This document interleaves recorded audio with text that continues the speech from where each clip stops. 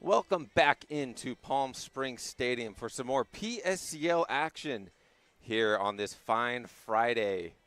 I'm Zach Durham, joined by Charlie Gonzalez, and we have a fine matchup for you listeners today between the A's and the Coyotes, as we are just about getting ready to start here on the mound for the Coyotes. Getting the start and getting us underway momentarily is the right-handed pitcher Aaron Perez, as it's going to be Derek Thompson Jr., the A's leadoff hitter, playing left field to lead us off.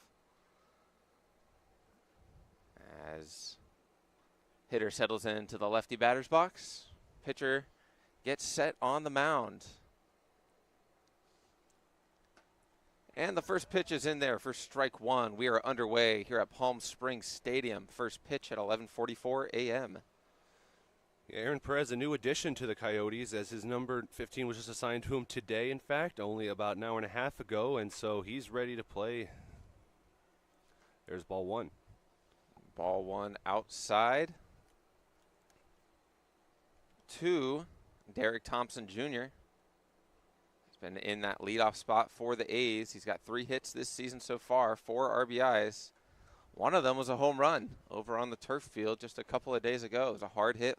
A line drive over the right field wall. Followed that at-bat up with a triple in his next at-bat. So he's got that extra base capabilities in him. Here's the delivery from Perez, and it's low. Yeah, so we're switching. I did primarily play-by-play in the first game. You did color. Now you're doing play-by-play. I do color. And, yeah, our rule here is color usually has less to say and describe, so they get to do the scoreboard. Swing and a miss from Thompson Jr. That's the first out of the game, as Perez gets us started with the strikeout. Aaron Perez already feeling it. You know, first time on a PSCL, first PSCL game, and you strike out the first batter you face. It's a perfect start. And here's Brandon McCoa Death in the 2-hole for the A's.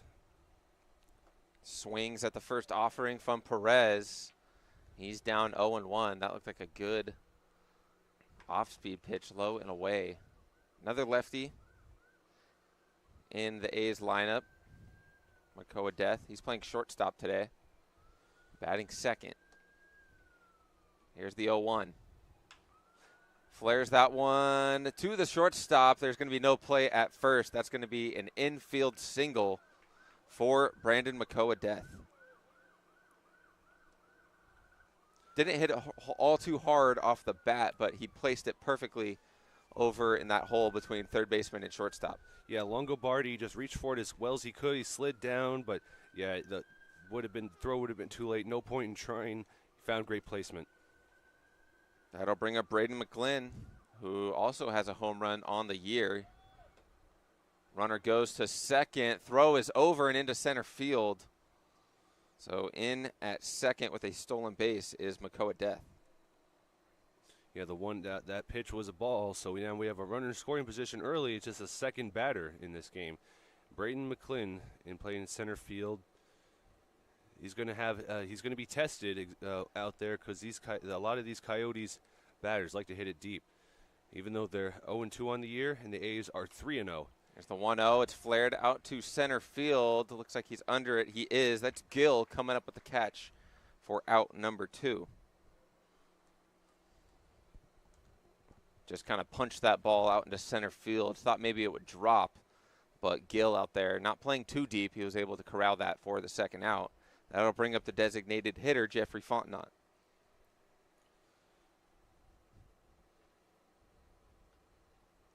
Here's the delivery, swing and a miss at the ball in the dirt for strike one.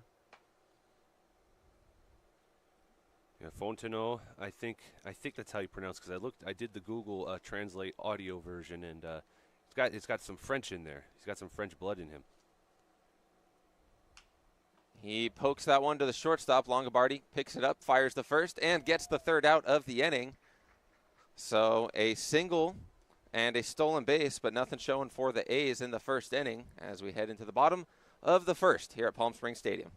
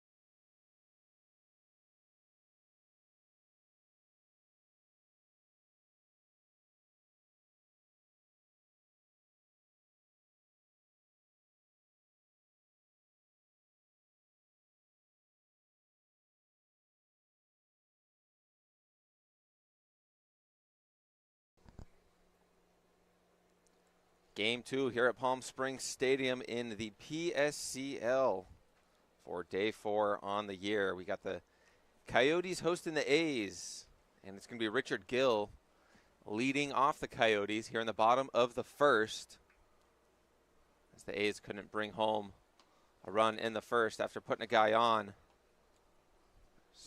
Swinging for strike 1 is Gill.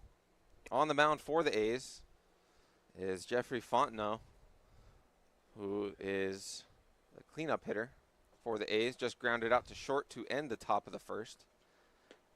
Now he's on the bump. There's ball 1. Yeah, Fontenot being a two-way player today, giving Shohei Ohtani vibes to us. Isn't that right? That one's flared out to right center field. Calling for it is Browning, and he comes up with the catch for the first out. Nice swing there, just kind of got underneath it as that ball hung up in there for quite some time. No trouble for the right fielder for the A's. That'll bring up the catcher, Dylan Garcia. He watches ball 1 low and away. Looked like a fastball that was released a little too late. Just left it in the opposing batter's box. So Garcia's ahead 1-0. Garcia is the catcher. And when he smokes that, caught by the third baseman. That was call right at the hot corner. That's a loud out, number 2. Oh, after making that catch, he looked in the glove like, wait, did I just make that catch? And it was hanging out of the glove, too. That wicked reflexes. Great job by Call. That'll bring up the 3-hole hitter, Mason St. Hilary. He's the DH today for the Coyotes. And he swats at a ball, fouls it off, and it's strike 1. Yeah, Call over there, not playing too, he wasn't playing too close to the line. That was a hard hit ball off the bat of Garcia. And right place, right time for Call. That ball skips in the dirt for ball 1. 1-1 to the Coyotes DH. Left-handed hitter. Watches ball 2. Fastball in the right-handed batter's box. So 2-1 count. His teammate just hit the ball hard. He's trying to do the same here. Pops it up. Still in fair territory, but a lot of room to gain for LaBelle, but he comes up with it. Thought he was going to run into his teammates over there in the dugout, but he gets the catch for the third out of the inning. We are scoreless after 1 here at Palm Springs Stadium between the A's and the Coyotes. We'll be back for 2.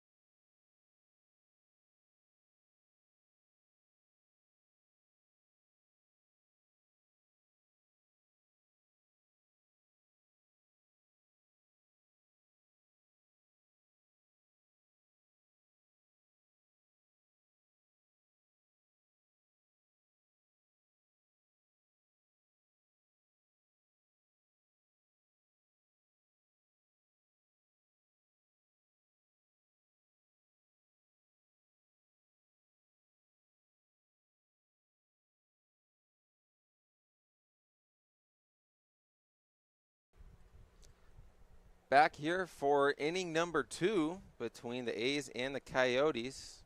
Zeros on the scoreboard in the first as Aaron Perez out for his second inning of work. He'll face Blake Browning, Logan LaBelle, and Andrew Carnes, 5, 6, and 7 for the A's lineup. As Browning watches a breaking ball in there for strike 1. Yeah, Aaron Perez, a graduate of Vista del Lago MV. Another breaking ball. That one misses low, it looks like. So the count's even 1-1. Perez working backwards against the A's right fielder to start off this at-bat. Gets Browning to foul one off. It's now a 1-2 count.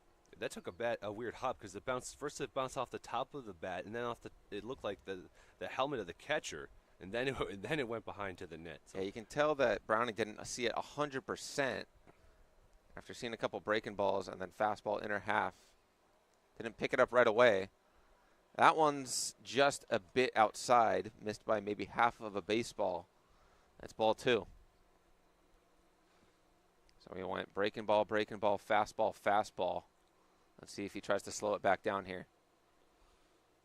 And he does that. It's lined out into center field, tracking back and over his head. That's over Gill's head, rounding first and heading to second with a stand-up double is Blake Browning. Hard hit ball right to center field.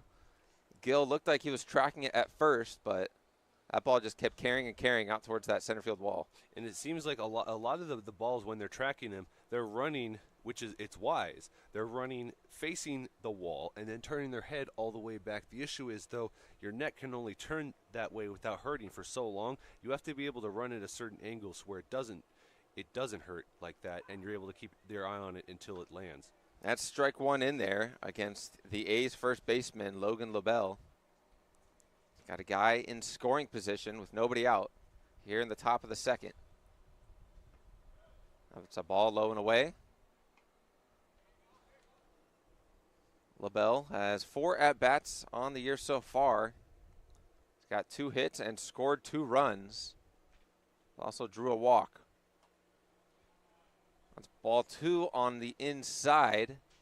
So he's got a hitter's count here. And Logan LaBelle previously attended Bossier Parish Community College, now at Louisiana Christian University. Swings over the top of that off-speed pitch. Good change of speed from Perez. Evens the count at 2 balls and 2 strikes. A native of Holden, Louisiana. Last year he was on the 2024 RRAC Champions of Character team. Swing and a miss, strike 3. That's the first out of the inning as LaBelle goes down swinging. Here's Andrew Carnes of the A's. Saw him play a couple of days ago when I called the A's game. They were against the Blue Sox. He's had 5 plate appearances. He's got 1 hit and an RBI.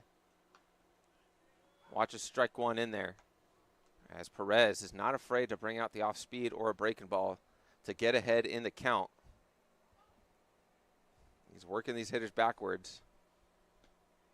That one just missed outside. It was a good location for that pitch. Looked like a slider low and away to the right-handed Carnes. Browning is still on second after that leadoff double. That one's chopped, grounded to second base. And that'll be out number 2. Browning advances 90 feet. He's now at third. But Carnes goes down with a ground out to the second baseman. That'll bring up the catcher, Brady Matson, who's over there in the on-deck circle, taking off his catching gear as he's got to trot out there with 2 outs and a runner on third to try to bring him home and give the A's their first lead of the game. And that ground out was not intended. It went off the inside of the bat and slow enough to get over to second for the 4-3 put out. But the first run of the game is 90 feet away, so Carnes did what he needed to do. That one's rolled over to third. Took a funny hop off the edge of the grass. Throw is errant over the first baseman's head. Browning scores. Advancing to second on the throwing error is Matson, and the A's have a 1-0 lead.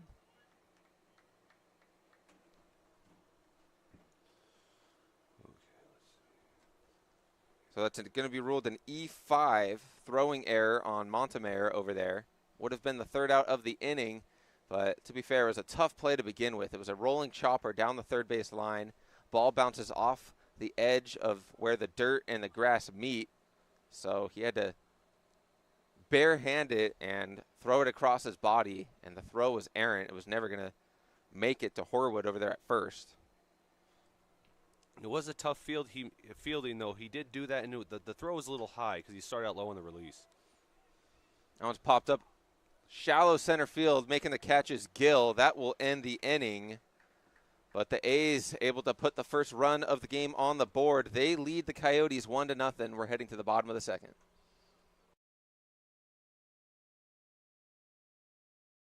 Building your business is no small undertaking, and you need the right team by your side. Whether you're just getting started or expanding nationwide, Pacific Premier Bank is here to support your business every step of the way. As your trusted banking partner, we can help guide you down the right path with customized solutions designed for your business. We'll help you achieve the success you deserve. Pacific Premier Bank. Let's build your future together.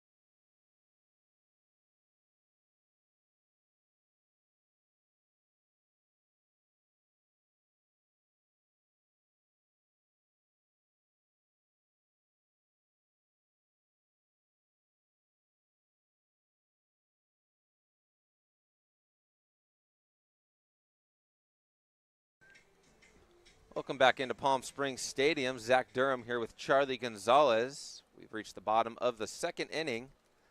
And it's going to be Caden Horwood leading off for the Coyotes.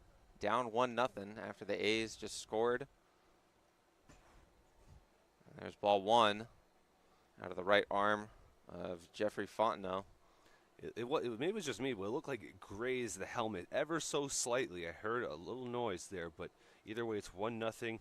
No contact, and Horwood stays at the plate. Second offering to Horwood is inside, so he's ahead in the count 2-0.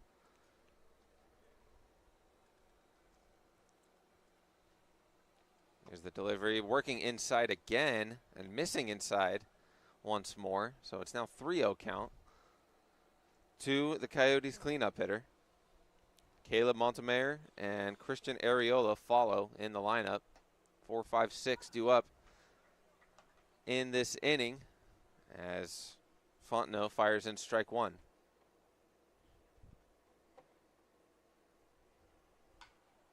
That one's chopped down the third base line for a foul ball. And the count now goes full.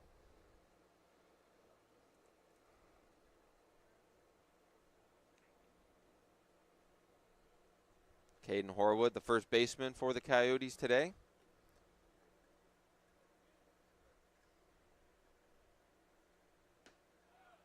And he earns the walk. A nice at-bat. Umpire says that missed low. So he's on first base with a leadoff walk in the bottom of the second, and that'll bring up the third baseman, Caleb Montemayor. Montemayor just had that throwing error that allowed Blake Browning to score the first run of the game. So the A's have a 1-0 lead, but the Coyotes already have a guy on as they try to respond.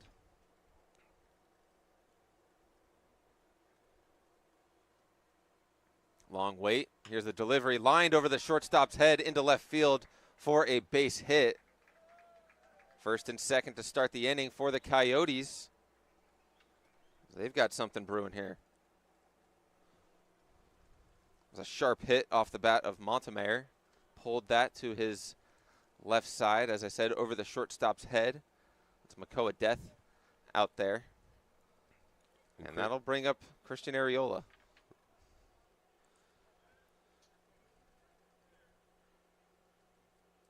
First and second, nobody out. Strike called on the outer half. I have to mention that the umpires switched roles, as home plate umpire was the base umpire in the previous game. So we're going to have different strike zone than we did in the last game, as that one's called the ball. Yeah, Christian Arriola from Palmdale, California.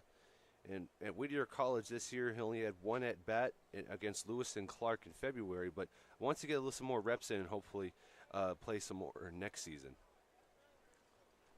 That pitch is low for a ball. So 2-1 count to Christian Arriola. Coyotes right fielder. He's got first and second, nobody out. And he slaps that one foul. Counts now even at 2-2.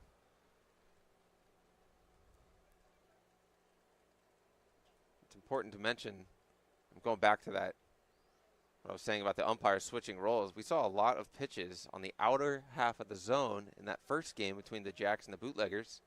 It just didn't seem to be called. We've seen a couple outside pitches be called for strike three.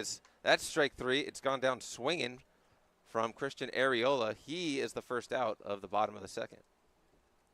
Here it brings up Maxwell Schmerber. Something unique about him is usually Maxwell's with 2 L's. It's just one for him. Here's Schmerber, the left fielder. The couple guys on, he lines that down the line. It's going to drop in front of Thompson out there in left field. An RBI single for Maxwell Schmerber ties the game up at 1. And Caden Horwood has that speed at second, and he was well rounding third before Thompson even had it in his glove. And so, yeah, there's no way they were tagging him out there. And now it's tied at 1 apiece. So a leadoff walk to Horwood, followed by a single from Montemayor, a strikeout to Arriola, and now a Maxwell Schmerber RBI single. There's strike one to Connor Mager. So once again, there's runners on first and second with 1 out for the Coyotes. That pitch just missed low for ball 1.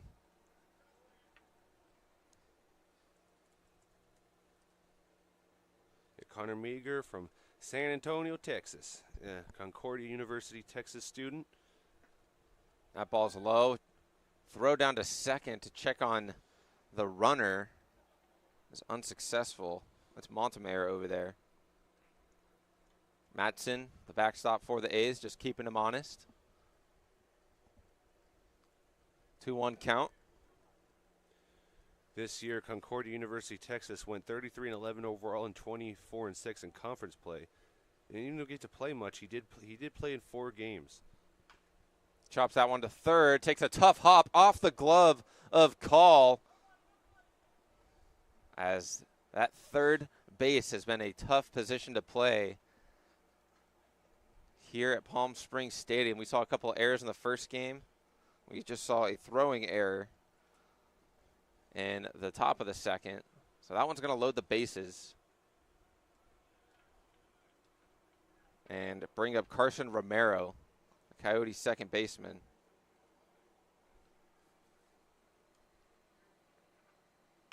That one's lined into left field for a base hit. 1 run will score. Being held up and staying at third is Schmerber, but the Coyotes take a 2-1 lead, and they still have the bases loaded with 1 out. This game going at a quick pace here, and now it's usually when games with this much hitting, it's so far in the PSCL they're lopsided, but this one is fairly even, and the A's are going to have a chance to respond in the top. Back and forth here in this second inning. There's ball 1 to Longobardi, the Coyotes shortstop, as Fontenot running into trouble a bit in this second inning. Still only 1 out. Bases are loaded. That one catches the outer half of the zone. Counts even 1-1. Longobardi, the 10-hole hitter for the Coyotes. Trying to add some insurance. He flares that one to left field. Thompson's moving back on it. He makes the catch, tagging from third, and coming in to score is Schmerber to add another run for the Coyotes. It's now 3-1.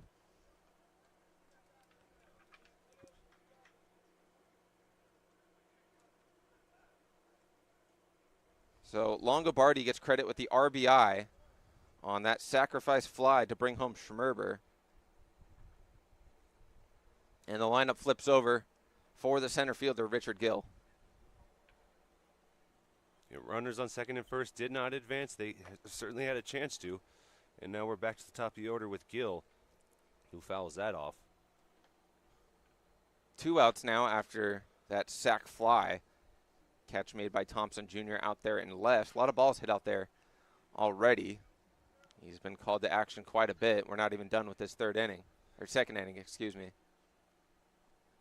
Here's the delivery. That one's flared out into right center field. That one's going to drop off the bat of Richard Gill, coming around to score the 4th run of the inning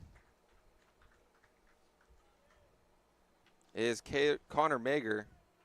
The Coyotes extend their lead. Yeah, certainly looks like, the winless Coyotes, they're looking for their first dub of the season. A's still haven't lost a game, and if this second inning shows anything, is that the A's finally found their match.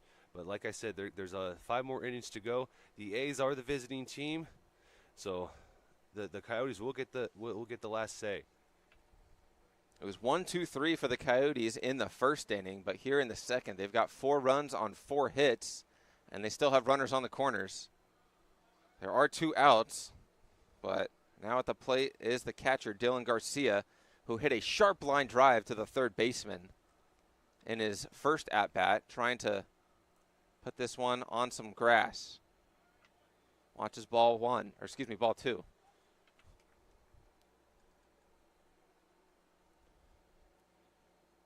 This inning started with a leadoff walk to the cleanup hitter, Caden Horwood, who's in the hole right now. That one's lined up the middle, past the middle infield. It was a diving Carnes that couldn't come up with the play. Coming in to score is Longobardi, and the Coyotes just continuing to add to their lead. It's now 5-1.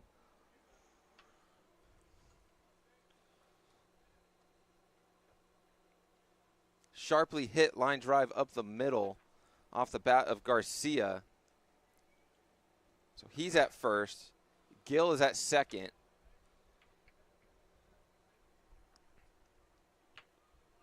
And a substitution being made. We've got McClin coming in from center field. Looks like he's probably going to warm up and get loose. In fact, there's a pitching meeting happening with the coaching staff in the infield. Going out to play center field for McClin is R.L. Chandler, College of the Desert product. So this inning starting to drag along. 5 across the board for the Coyotes after the A's took the lead 1-0 in the top of the second. They responded with 5 runs of their own. They're not done yet. Still with a couple runners on. Mason St. Hilary, the designated hitter, is up to bat with 2 outs, trying to put up a crooked number here in the second inning. Yeah, R.L. Chandler, good eye, by the way. I had to look through the binoculars to identify exactly who that was.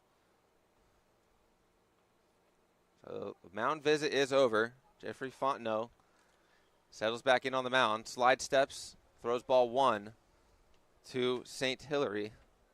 Popped out to the first baseman in his first plate appearance. That was in the first inning. Here we are in the second. Already on at-bat number 2 for him. Watches ball 2 there. And that catch made to retire Mason St. Hilary. It was right in front of the bench, and because it was his teammate's dugout, he had no problem. If it had been the other team's dugout, he may have, faced some resistance. Maybe not everyone would have gotten out of the way. That one's called strike one. Looked low and in, but gets the call. That one's flared high over towards shortstop in shallow left field. Making the play is Makoa Death, so that'll do it for the Coyotes in the fifth. They get 5 runs on 5 hits, and they now lead 5-1 going into the third here at Palm Springs Stadium.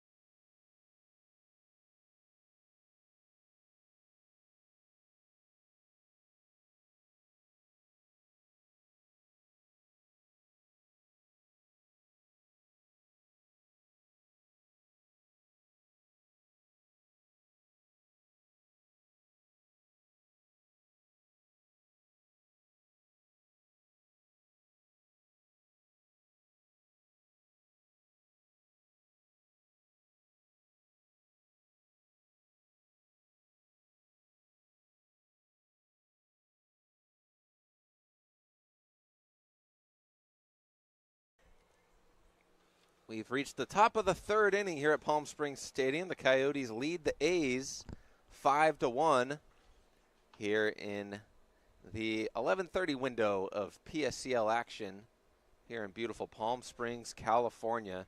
It's Cade Hill swinging at strike one, fouls it off right behind him. And that, it looked like it was either the bat or the ball. It happened so fast, made contact with the catcher's helmet. So look out, Garcia. That's not the first time that's happened today.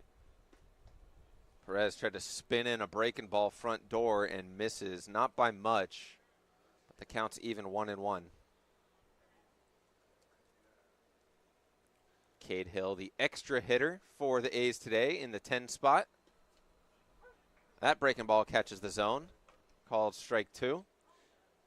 Cade Hill attending Walla Walla Community College, and one of their better players, and this is he only played there 1 year so far. 50 at-bats in 23 games, including 12 hits, 11 RBIs, and a 240 batting average. That fastball just missed outside. Counts even 2-2. Here's the delivery. Outside again. Also low, so the count runs full.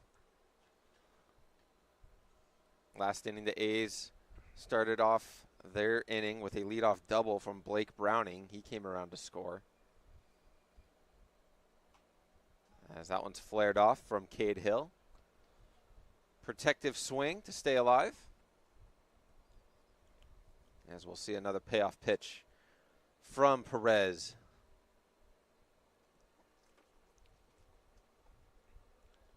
Hill settles in. Here's the delivery. Lines it out to right field, nearly stumbling out there is Arriola, but he comes up with the first out of the third inning. And that'll flip the lineup over and take us to the top of the lineup for the A's. It's Derek Thompson Jr. hitting now. In the A's last game on this field, it was a tight one. They beat the Blue Sox 2-1. Now they find themselves trailing by 4 here, and if they want to keep that unbeaten streak alive, they're going to have to do something here early in case the Coyotes put on some more runs in the bottom. Swing at the first offering and missing is Derek Thompson. He's down 0-1. Derek Thompson Jr., as I said earlier, he's got that extra base capability in that bat.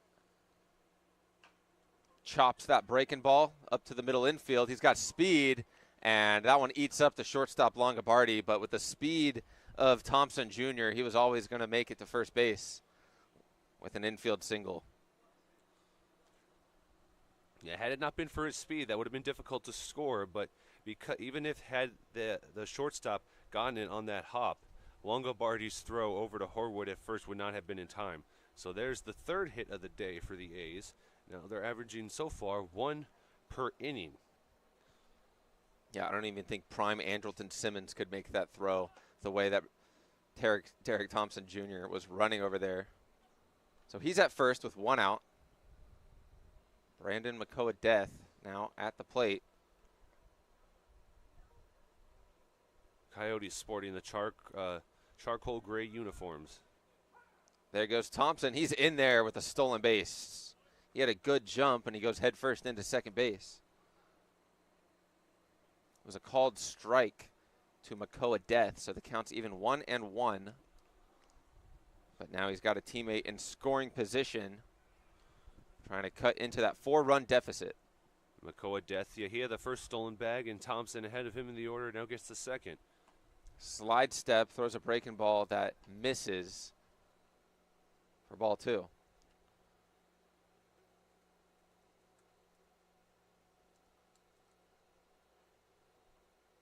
Perez comes set, steps off the mound. Didn't look all too comfortable in that particular approach. Regathers himself before checking with his shortstop. Longobardi holding the runner on over at second. Delivery, that one's flared down the left field line, getting out of fair territory. Yeah, Brandon McCoa-Death from Honolulu, Hawaii, and also attend Walla Walla Community College. This past season, he had 1 win, no losses in 11 appearances, and 1 save, 20.1 innings pitched, and a 4.43 ERA. That one skips in the dirt, but good job from Garcia to keep it in front of him and keep Thompson Jr. at second. But it's now a full count.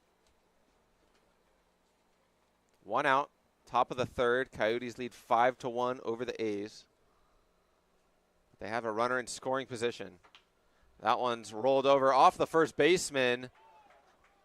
And safe at first is McCoa-Death. Moving over to third is Thompson Jr. As that one just completely ate up Horwood at first. It was definitely a playable ball, and it wasn't hit particularly hard. That's going to be ruled an error. It's going to bring up Braden McClin, the center fielder. Well, he was playing center field before he was called in and replaced. Runner goes at second. Unable to get the throw off is Garcia.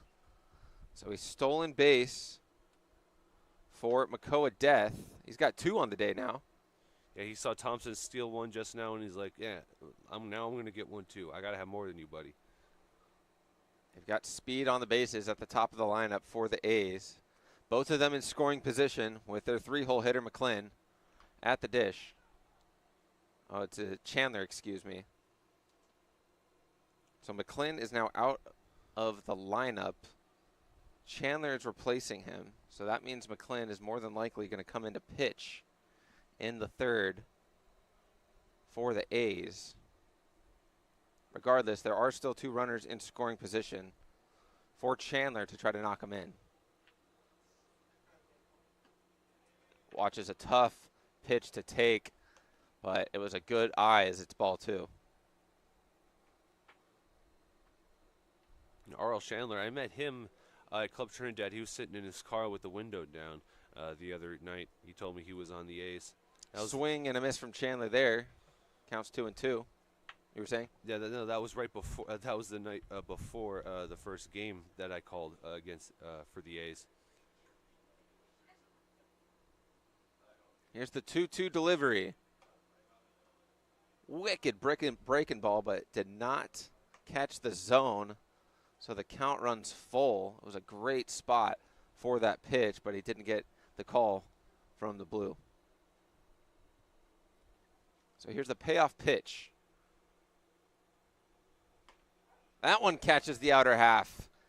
Down goes Chandler. Strikeout looking for the second out. That'll bring up Fontenot. Yeah, Fontenot, yeah, in the DH and the pitcher, and he struggled in the second inning. We'll see if he goes back out there. Of course, that may depend on how this inning ends. If they pull within a couple of runs, or if they don't score any. That's a slider low and away that caught just enough of the zone to be called strike one. And so on paper, some may say, he gave up 5 runs and 4 of them were earned. Maybe sit him down for this. But part of this development process is getting them ready and learning and teaching these pitchers how to handle that pressure when they work their team into a hole and then help them climb back out of it. Breaking ball misses inside. It's now 1-1. Thompson over at third. Coyotes at second. Getting a piece of that is Fontenot.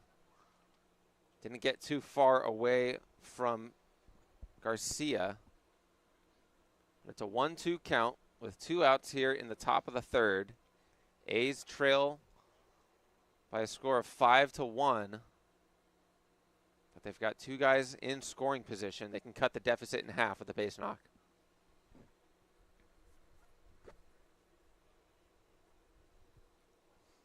Perez takes his time settling in on the mound. Fires. That ball gets away from Garcia. Easily scoring is Thompson Jr.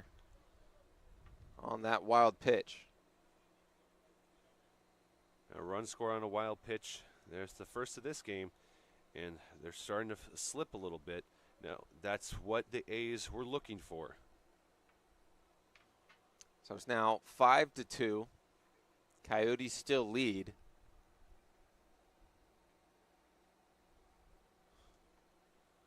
Here's the 2-2. Didn't miss by much, but it runs the count full to the 4-hole hitter, Jeffrey Fontenot. This is the moment where Geoffrey Fontenot wants to come in the clutch because worked his team into that hole and he wants to get an RBI potentially to bring home Fontenot and perhaps even more. Blake Browning is on deck, who had a leadoff double in the second inning.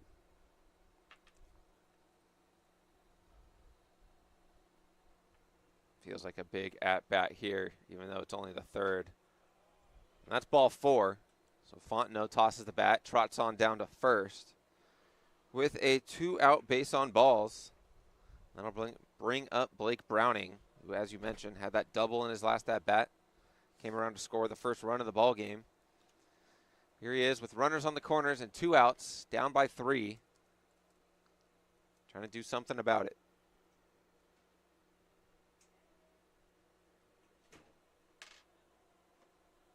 Nice breaking ball from Perez to get ahead of Browning.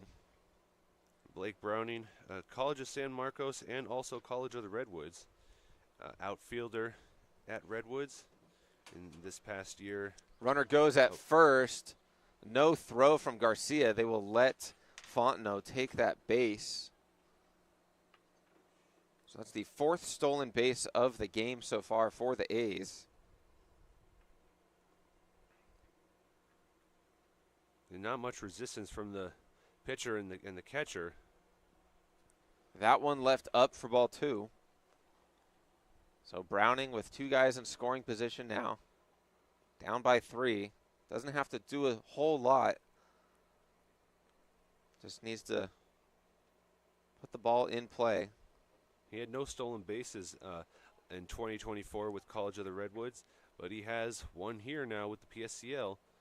Ball 3 low and in. Garcia goes out to talk with Perez. As Browning's got a good hitter's count, 3-1. With 2 outs here in the top of the third. Already 1 across in this inning for the A's. Trying to make up for that 5 spot that the Coyotes put up in the bottom of the second.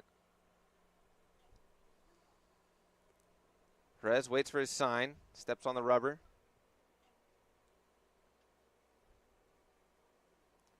Comes set and delivers. Browning chops that one towards the opposing dugout, and the count runs full once more. Perez and Fontenot, the 2 starting pitchers, going through it right now. They're being heavily tested by these batters. Now, once again, Fontenot, we may not see him on the mound again today. That leaves a question. Does that mean there's going to be a pinch hitter perhaps for him? That's ball 4. It skips in the dirt. Coming to score is Makoa Death. That's the 3rd run for the A's. Moving over 90 feet to 3rd is Fontenot. And trotting on down to 1st after that 2-out walk is Blake Browning. So he's reached base safely twice. And we're going to have a team meeting on the mound to talk with the infield and the pitcher, Aaron Perez. He looked sharp through the first couple of innings. The only run that was allowed that came in the second inning was unearned.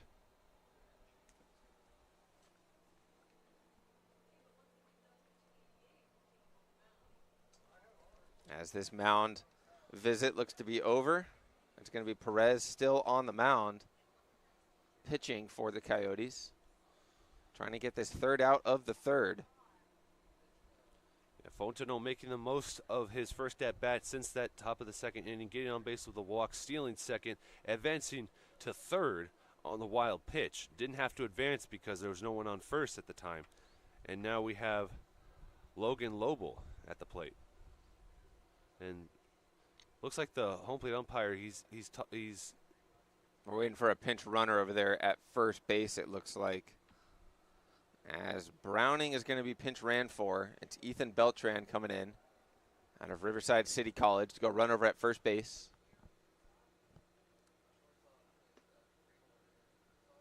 But it's Logan LaBelle at the plate with runners on the corners, 2 outs, down by 2. First pitch swinging, flies it into right field. That one's tailing away from Arriola out there, but he comes up with the grab for out number 3. The A's put 2 on the board to cut their deficit in half. It's now 5-3. We'll be back in the bottom of the 3rd when the Coyotes come to hit. For 20 years, our family's mission has been simple. It all starts at Stuffed, where exceptional service meets bold flavors. Every crust, a masterpiece. Cocktails crafted to perfection in an atmosphere that brings family and friends together. Stuffed pizza. Dine in or take out. Savor and enjoy at our 2 locations. Quality, service, family legacy, it all starts at Stuffed. Whenever you find yourself hungry for something real, simple, and true, we're here for you. That's what a hamburger's all about. Monster Shakes, the best ice cream creations in the desert and only place in the world that serves all 10 flavors of Dole Soft Serve. The winner of the best soft serve and smoothies, home to the world's best date shake and other fun creations like ice cream nachos and the cotton candy burrito. For a limited time, come in and try your luck. Any soft serve that weighs exactly 16 ounces is free. Monster Shakes in Palm Springs and Cathedral City facing the Mary Pickford. Franchise opportunities available too. Monster Shakes, a delicious mess.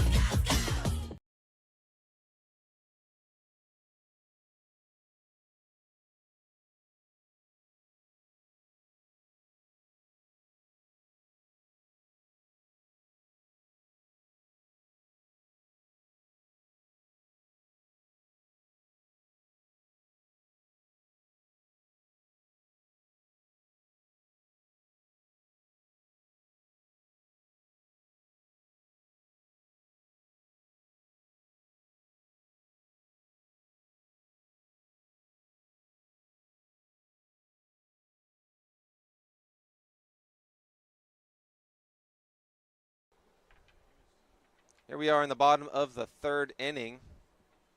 Leading off for the Coyotes will be the first baseman, Caden Horwood, followed by Caleb Montemoyer and Christian Areola. 5-3 is our score after the A's took a 1-0 lead in the top of the second. Coyotes responded with a 5 spot to go up 5-1. And the A's in the top of this inning just put up 2 runs. So we now have a 5-3 game. As Charlie mentioned, the A's undefeated. The Coyotes looking for their first win. Swing and a miss from Horwood for strike 1. Yeah, the final line for Geoffrey Fontenot. He had 2 innings pitched, 40 pitches, 1 walk, 1 strikeout, 5 hits, 5 runs, 4 of which are earned. Now we have Brady McClin, who is a starting center fielder, and he's relieved out there by R.L. Chandler. Now he's on the mound. That one's fouled off, so Horwood extends this at bat. So yeah, McClin only played 1 inning of defense out in center field. Nice protective swing right there from Horwood to fight off that breaking ball to stay alive. So McClin, only 1 inning of defense out there in center field. He was replaced by Chandler, who has already came in and getting that bat. That one is left high.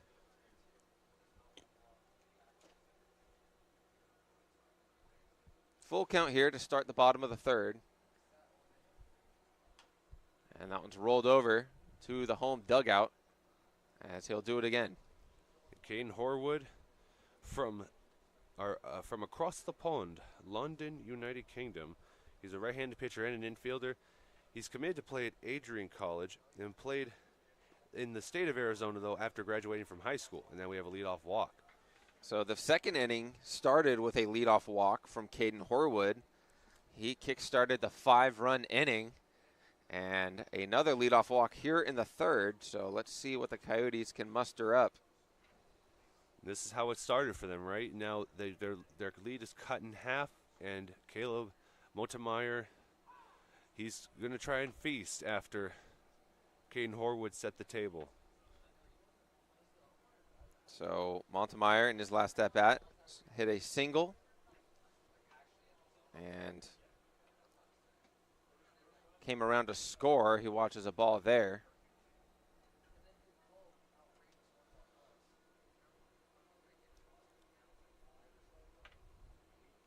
Here's the 1-1 from McClin. Inside for ball 2.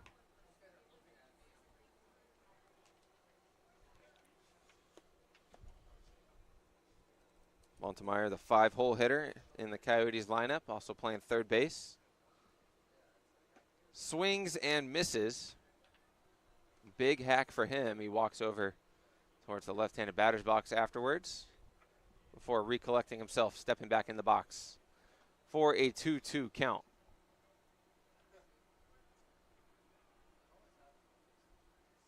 Is the delivery fouled off.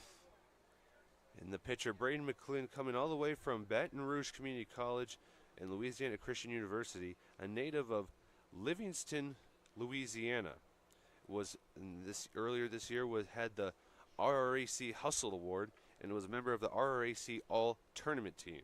So solid baseball career since graduating high school. That one gets by, and advancing to second is Horwood.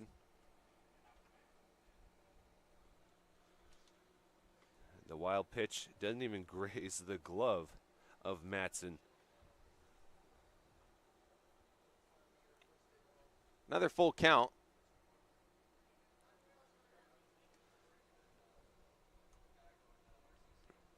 As McClin comes set, checks the runner at second and fires. That one's chopped to third, moving back and grabbing it is Call. Strong throw over to first, and keeping his foot on the bag is LaBelle for out number 1. Nice stretch to get that out. That was pretty close from our vantage point, and you saw the infield umpire kind of hesitate and wait to make that call for just a second, but that sacrifice out that advances Caden Horwood over to third, and now the 6th run of the game for the Coyotes, 90 feet away with 1 out here. A's bring the infield in against Christian Arriola. McClin throws ball 1, almost got by Matson, but he's able to get in front of it. As it's now a 2-run game after the A's scored 2 in the top of the third. So now with a runner on third with 1 out, they're trying to cut that runner out and keep this a 2-run ball game. There's ball 1. Or ball 2, excuse me. Here's the delivery. Big hack from Arriola. He comes up empty.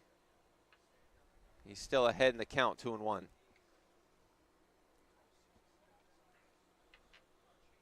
McClin going out of the full windup. Fires that one. That one squeaks past the third baseman call. Fair ball. Horwood's going to score. Rounding first and going to second is Arriola. He has himself an RBI double.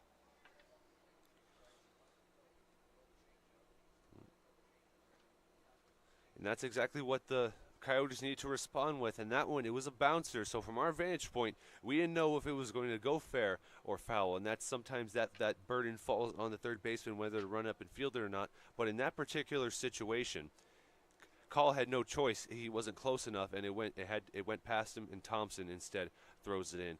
Now it's a 6-3 lead for the Coyotes. First pitch swinging is Maxwell Schmerber. He fouls it off over to the right field side. 6-3 is the score now, courtesy of that RBI double from Christian Arriola. Still only 1 out here in the bottom of the third. That breaking ball stayed up for a ball. Just needed a couple more inches of drop to catch that strike zone. Here's the 1-1. Rolled over to shortstop. Tough play, eats him up. And that's going to be an E6. Looked like it was going to be the second out of the inning. Instead, it puts runners on the corners for Connor Mager. Yeah, the 4th total inning of the game. Now it's 2 by each team. Something about that little hop, as soon as the grass turns into dirt, it makes it difficult, and that's something that the infielders are just going to have to get used to, because it happens at multiple games this year, and including the power games early on in the season before the PSCL started. We saw that, we took note of that, and sure enough, it keeps happening. Defense is such an important part of the game. You got to be able to field ground balls regardless of what kind of hop they take. So Coyotes have a 3-run lead after adding another run here in the third. They've got runners on the corners with 1 out. Big hack from Mager. He comes up empty. Trying to do a lot of damage with that swing. Reached on an error and scored in his last appearance an inning ago. Fouls that one off. Count goes to 1-2. And McClinton's trying to get him to swing at a pitch that will go right up the middle and perhaps or right to the left or the right of second base and create a force out and double play.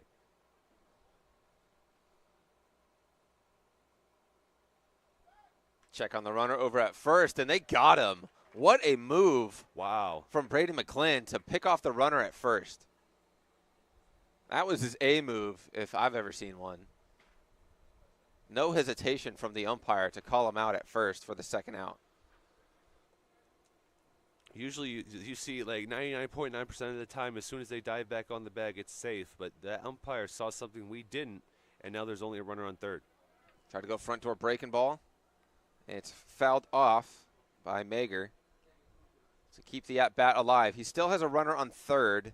That's Arriola over there, who's still on the bases after hitting an RBI double.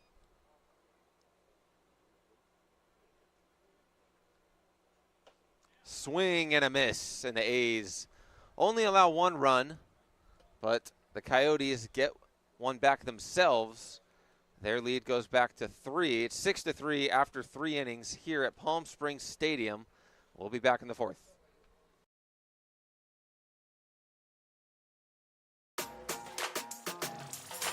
Everyone knows good things come in threes, like Dave & Buster's Eat, Drink, and Play combo for just $19.99, including one mouth-watering entree, a refreshing beverage, a $10 power card, and a whole lot of fun, which means you enjoy a delicious meal for under $10. Oh, look, that's 5 good things. Good things come in threes at Dave & Buster's with the Eat, Drink, and Play combo for just $19.99. Buy online or in-store today.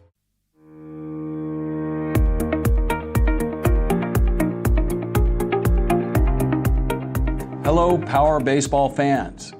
At SBMP Attorneys, we believe in the power of community. And that's why we proudly support the Palm Springs Power, our hometown baseball team. After a memorable championship season in 2024, capping off the team's 20th anniversary, we're all very excited about the 2025 Power team. SBMP Attorneys and the Palm Springs Power are two teams that are committed to excellence, community, and the spirit of winning. We'll see you all at the ballpark.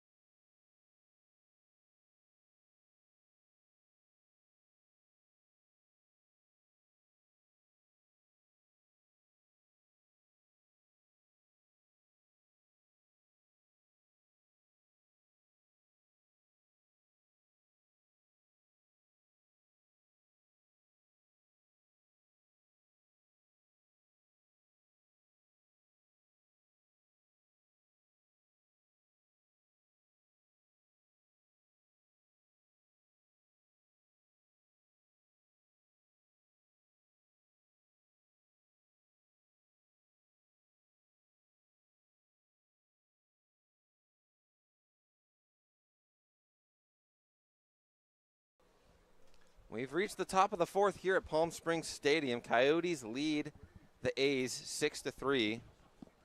They're trying to get their first win of the season here in the PSCL. It's been a good performance through 3. We've got a new pitcher on the mound for the Coyotes. It's going to be number 16, Zach Thomason. We were told, during the break, he actually went to high school with one of our colleagues, Tyler Bloomer, and he looked through the binoculars to identify him because he recognized him because he didn't have a number on the roster. So thank you, Tyler. We appreciate that. Big swing and a miss from Andrew Carnes, the A's second baseman. He grounded out to his counterpart in the second. The final line for Aaron Perez, 3 innings, 59 pitches, 2 walks, 3 strikeouts, 3 hits, 3 runs, 2 earned runs. A lot of 3s and 2s on that stat line. That one hits the back of Andrew Carnes. He'll trot on down to first base for a leadoff hit by pitch. And the A's, they put up 2. The Coyotes responded with 1. They're now down 3. So this is a chance to use that momentum they had in the top of the third, carry it to the top of the fourth. You have a runner on. You have the tying run on deck right now. And what are you going to do with it is the question. Here is the catcher, Brady Matson. Reached on an error in the second.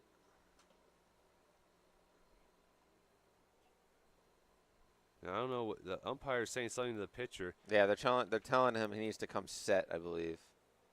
Yeah, he doesn't want to be called for a balk because that always falls on the pitcher, and that could sometimes, if it's late enough in the game, determine the result. Long pause here, kicks and fires. Catches the outer side of the zone to get ahead in the count.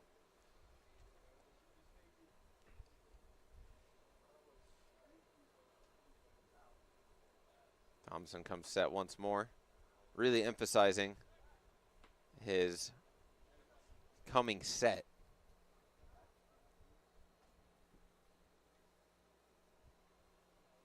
Gets back on the mound. He's ahead of Matson 0-1. Nice swing from the A's catcher. He fouls it off backwards. He's down 0-2.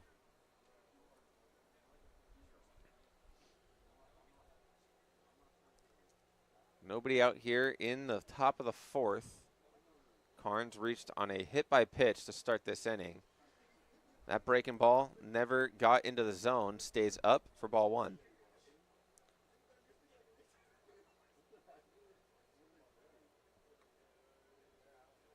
Brady Matson keeping those hands low, very unique batting stance. Watches ball two. He just looks like he's up there ready to swing it. You can tell by their body language exactly where they want to swing. And if at the very end of the bat, the opposite of where they're holding is further back away from their head, that means they're preparing to wind up a big one. Big hack there. He goes down swinging for the first out of the fourth. That's going to bring up Jackson Call.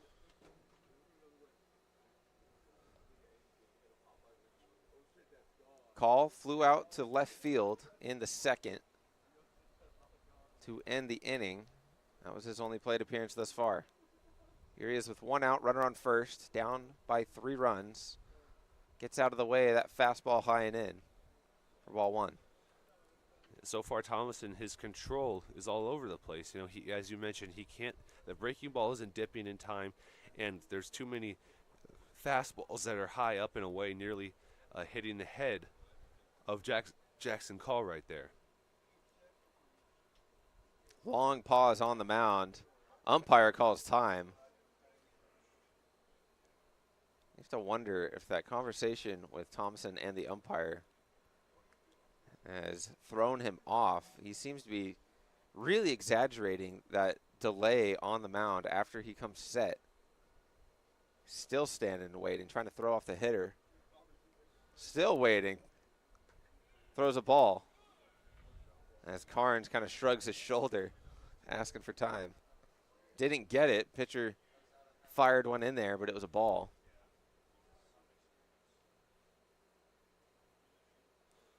This time he steps and fires quickly, chasing a fastball up in the zone is call. So some mind games being played on the mound by Thomason.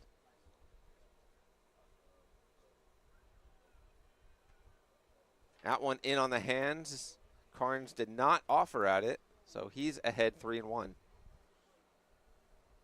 Cade Hill, the extra hitter for the A's, on deck.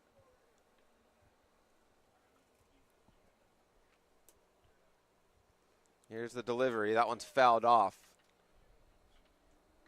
Just over the bleachers down the first baseline. And tonight there is going to be a power game. We're hosting the Inland Valley Buccaneers, and the Power won the doubleheader over last weekend. Before that, and the game 2 was close. Game 1 was a decisive victory, and our colleague Stephen Buxton called both those games. Made the trip to UC Riverside. That one's grounded to short. Could be 2. Flip to second. Strong throw to first for an inning-ending double play for the Coyotes as we head into the bottom of the 4th inning here at Palm Springs Stadium. Coyotes still lead by 3.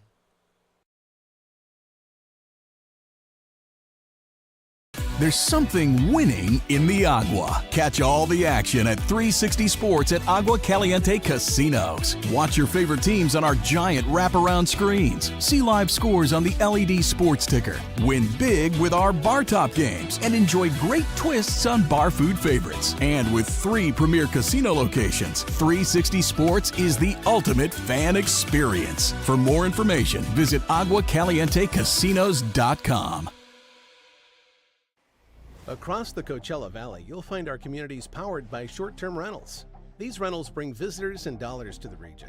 Whether attending events, checking out the art scene, or dining at restaurants, when they spend money, we all score. The nearly $1 billion impact of short-term vacation rentals generates tax revenues that fund police, firefighters, education, and many other programs that improve our daily lives. To learn why short-term rentals are a grand slam for the home team, visit onecv.org. Shopping for car insurance is confusing. Holy cow. Great. Now we have a cow in our kitchen. Why did you say that? Because I don't know what coverage to choose. So just say the State Farm jingle. A State Farm agent can go over all your options with you and help choose coverage that meets your needs. Dude, cow, could you move? Like a good neighbor, State Farm is there.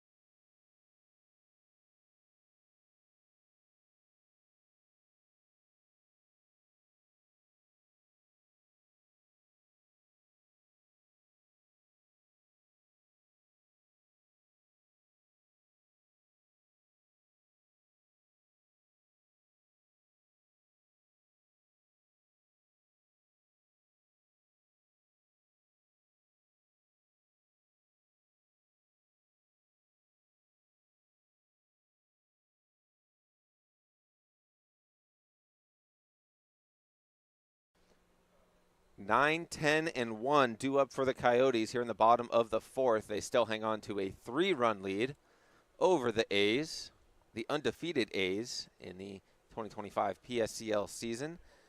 They've got a new pitcher on the mound. It's going to be Ethan Beltran, the right-handed pitcher out of Riverside City College. He comes in. Immediately is going to face Carson Romero, who watches ball 1. Romero singled and scored in the second inning. He's back up at the plate for his second appearance. Watches ball 2. So the final line for McClin is one's wild. 1 inning pitched, 1 hit, 1 run, an earned run, with 1 walk and 1 strikeout. That one's flied foul over behind the A's dugout on the first base side. Yeah, 27 pitches in 1 inning, not ideal, and not all of them were his fault. There was an error that kept the inning going for 1 more at bat. That one misses. So it's 3-1.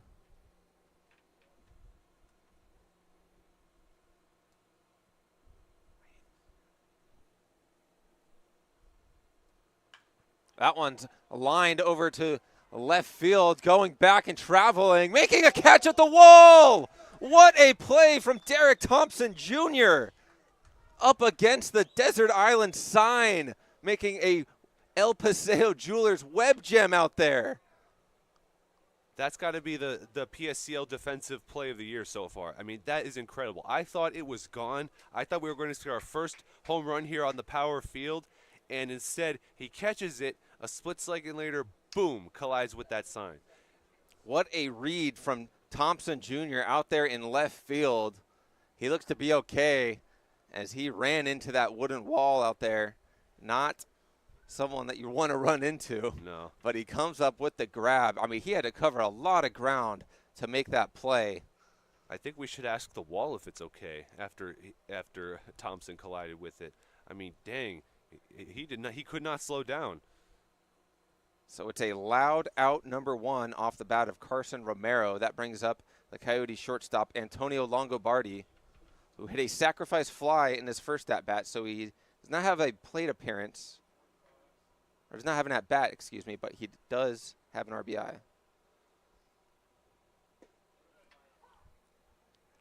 That one's in there for a strike. I just can't get over that defensive play out there from Thompson Jr. That got me fired up.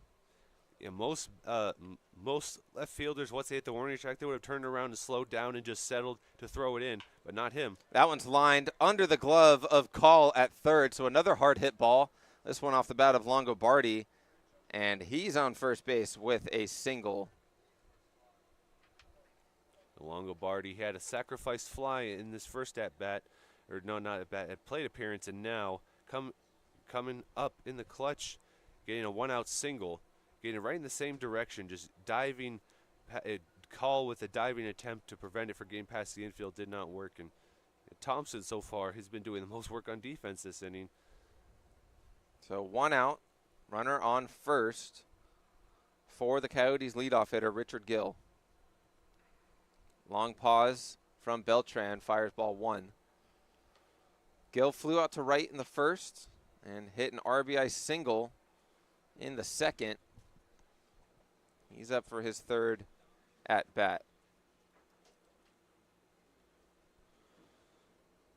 Swinging and missing is Gill.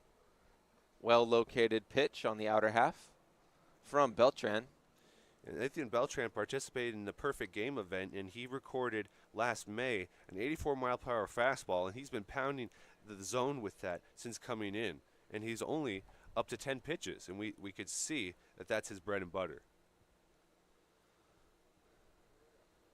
Checking the runner at first. Long pause from Beltran. Here's the slide step, and just getting a piece of that is Gill. So foul ball, strike 2. Coyotes lead 6-3 here in the bottom of the 4th. If you're just joining us, you missed an absolute web gem of a play out in left field made by Derek Thompson Jr. Running over his head and making a grab at the warning track and running into the wall for out number 1. But his A's still trail by 3. And the umpire paused for a second, kind of motioning him, hey, wave to me if you're okay. Because a hard collision against that wall, which isn't padded, the only soft thing is those banners. Runner goes, lined perfectly where the shortstop was, able to get a glove on it, diving, making a throw. Runner is safe, but what an absolute play by the shortstop. Acrobatic, had to go to second to cover the runner trying to steal. The ball was hit where he was initially positioned, and he's able to get there. But the throw not in time as Gill moving quickly down there. That's going to be ruled an infield hit. So first and second now with only 1 out. And that's got to be tough, though, for Death because he played it right. He was waiting for a pickoff attempt, and then it's just bad luck that the hit went right to where he just was, as you said. That one's chopped to third. Could be 2. Oh, he tried to get a head start running to third. Didn't see it into the glove. That's going to be another error for the third baseman. That's call over there. He tried to stab at it, step on third, and fire to first for a double play, but just got a little too ahead of himself. We see that happen a lot, not in a lot of sports, not just baseball, where they turn their head and then they go to where they intend on going after. They think they have possession of the ball, but they didn't. And that's just a mental mistake right there. That could have been a double play, and that probably should have ended the inning because he would have gotten the first out of the double play, a force out at third. So the bases are juiced with 1 out. Big swing and a miss from Mason St. Hilary, who's 0 for 2 today. But Longobardi's on third. Gill is at second. Garcia at first. Can the Coyotes extend their 3-run lead? That pitch is low for ball 1. St. Hilary, a couple flyouts within the infield. One to the first baseman, excuse me. And the other one to the shortstop. So he's looking to hit the ball hard on a line or through the infield. You know the crazy thing about Ethan Beltran? He just graduated from Riverside Prep High School, but he's one of the handful of players here that hasn't turned 18 yet. He's born on November 15th, 2007, so he has about 5 more months until he's reached a legal adult and he can first start casting those ballots. 1-1 count here with the bases loaded. As he takes his time before he fires. Tries to spin a breaking ball on the outer half and misses for ball 2. Ethan Beltran trying to get out of this bases loaded jam in his first inning of work. Here's the 2-1. Grounded to second, fielded cleanly, throw to first for the out. But it's an RBI for St. Hilary as Longobardi comes home to score. And unfortunately, the placement of that for Carnes, he had no choice. He couldn't throw it over to second base where Death was covering because the runner was already there. All he could do was get the out at first. So Gill moves over to third. Garcia is now at second with 2 away. Coyotes lead 7-3 now after adding that run. And here is Caden Horwood, who's 0 for 0 with 2 walks and 2 runs. 0 for 0. That reminds me, when I was like in 4th or 5th grade, one of my teachers gave us a math problem and said divide this by 0, and it wasn't until like the end of class that she said, "Oh no, it's impossible to divide by 0. I'm just testing you." So when you said 0 for 0, that kind of reminded me, one of those impossible math problems to do. Well, it's 2-0 now to Caden Horwood. Got a couple of runners in scoring position here in the bottom of the 4th. His team leads by 4, but trying to add some insurance wherever they can find it. Big secondary lead at second base. That one's rolled over to third, takes a funny hop, fielded cleanly by Call, fires a strike to first for the 3rd out. But once again, the Coyotes do add another run. Score is now 7-3. We head to the 5th. The Management Trust is a 100% employee-owned company. Every employee has a vested interest in providing memorable experiences to every homeowner and board members of HOAs. It's a very powerful thing. No homeowners association is too small or too large for us to manage. From community maintenance services to customized absentee home care, the Management Trust provides just about every service any homeowner could ask for. Hi, I'm Damien with the Management Trust. We're a community management built differently for your homeowners association. To find out how, give me a call. Outdoor living in the Coachella Valley is spectacular, and Tessera is the premier builder of outdoor living spaces in the desert. Nobody does it better than Tessera. From one end of this valley to the other, from Palm Springs to Rancho Mirage, Palm Desert, to Indio and La Quinta. For 35 years, we've created the ultimate in outdoor living, landscaping, pools, and patios, so you and your family can enjoy each other. Live well. Live Tessera. Quality first. It's quite a philosophy to live by. But world-class ingredients are the foundation of great meals. And we wouldn't have it any other way. At Kaiser Grill in downtown Palm Springs, we believe you deserve the best. So whether it's dinner for 2 or a celebration with 200 friends, quality is our promise to you. Because quality is king. Quality is Kaiser.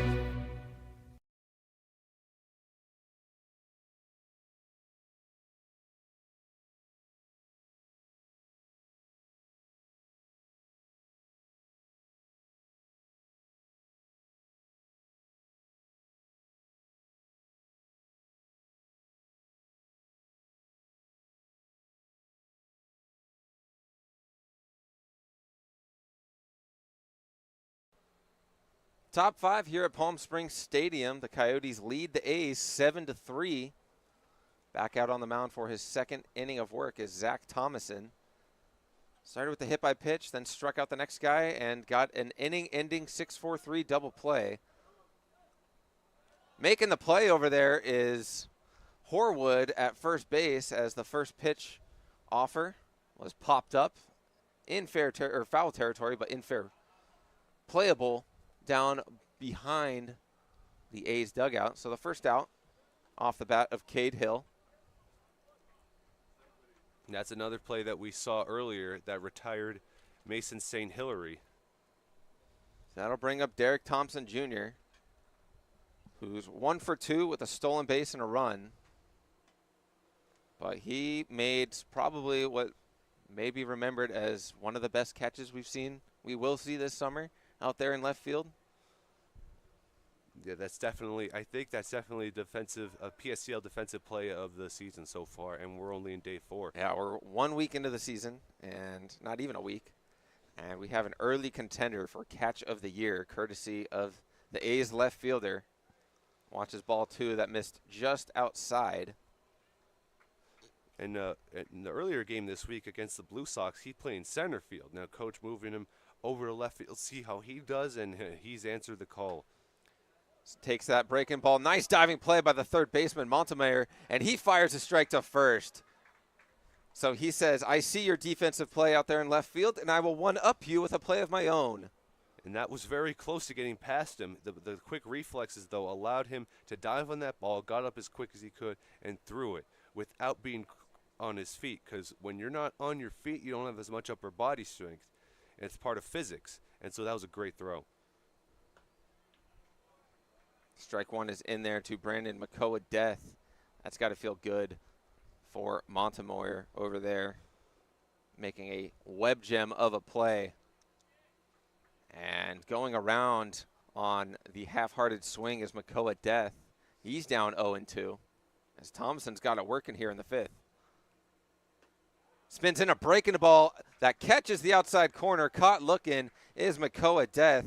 1, 2, 3 go the A's here in the fifth. We'll be back in the bottom half when the Coyotes come to hit.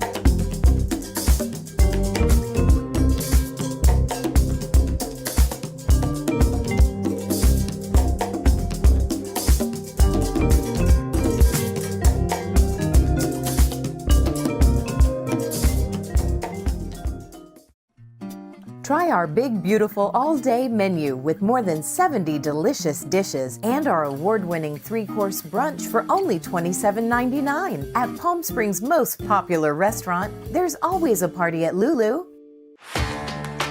Whether you're building, landscaping, renovating, refreshing, or simply researching, rent the right size tools for your size jobs. In store, online, or in app at Sunbelt Rentals, where tools rule.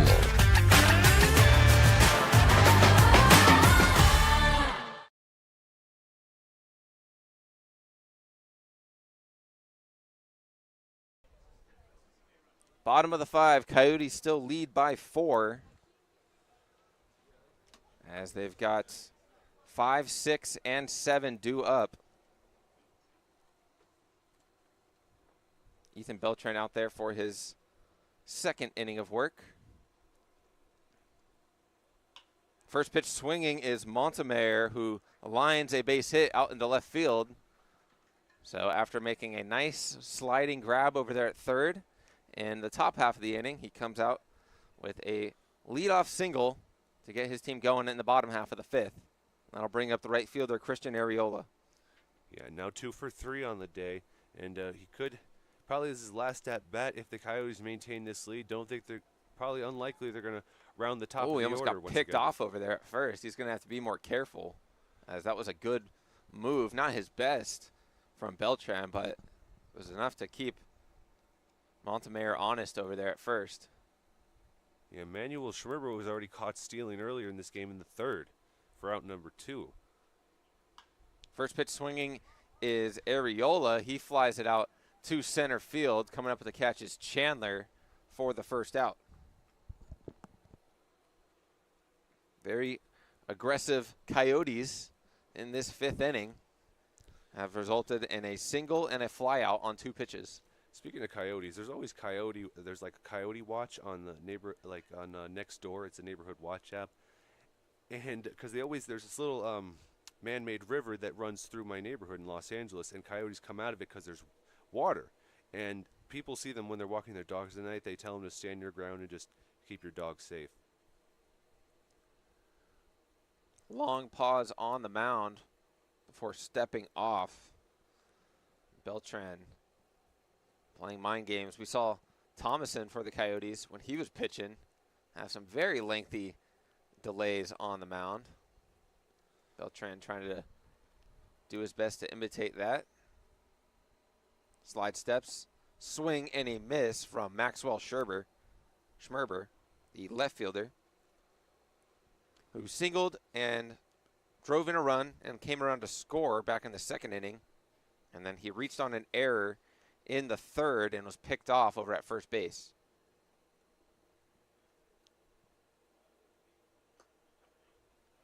And that one, they tried to backpick the runner at first, but the throw sails over the head of LaBelle. Moving over to second is Montemayor.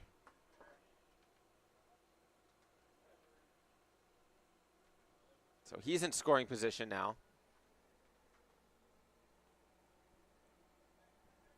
It's going to be E2 on that throwing error. So that allowed Montemayor to advance 90 feet.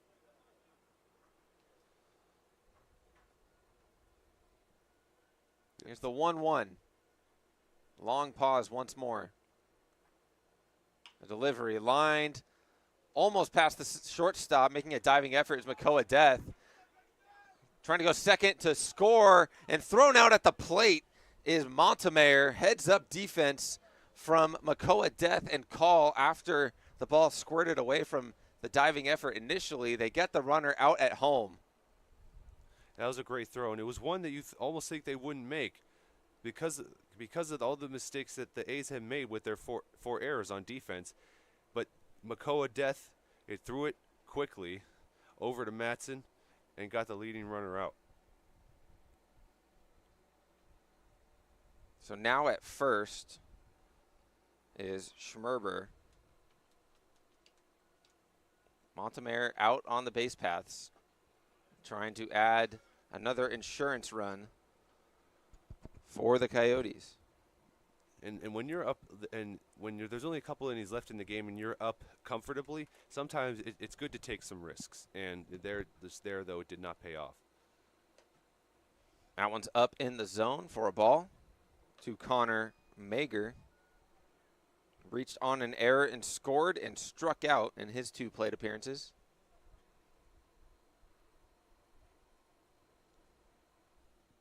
He's ahead 2-0 in the count here. Lines that one down the left field line. Fair ball. That one's going to reach the corner. Going first and rounding third. He's going to score. That's going to be the 8th run of the ball game for the Coyotes. An RBI double for Connor Mager. Line that ball down the left field line. Had some room between the ball and the chalk itself.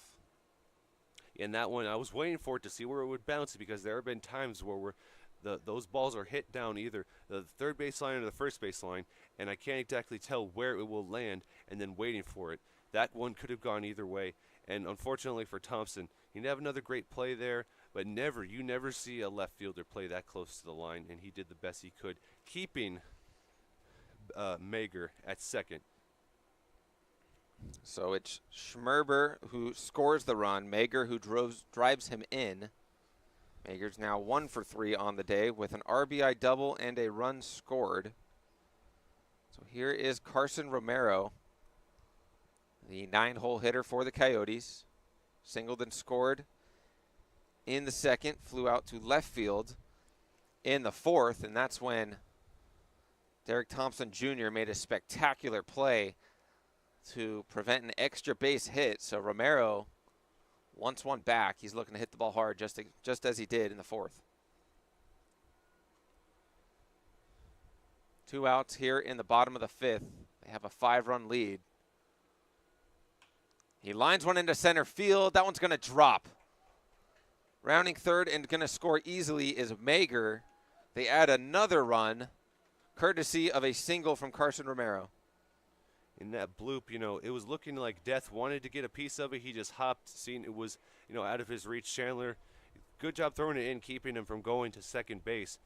But right now it's getting out of hand if you're the A's. The Coyotes are leading you 9-3. Both the win going 0-2, the Coyotes, they're knocking on the door of their first win, and the A's are knocking on the door of their first loss.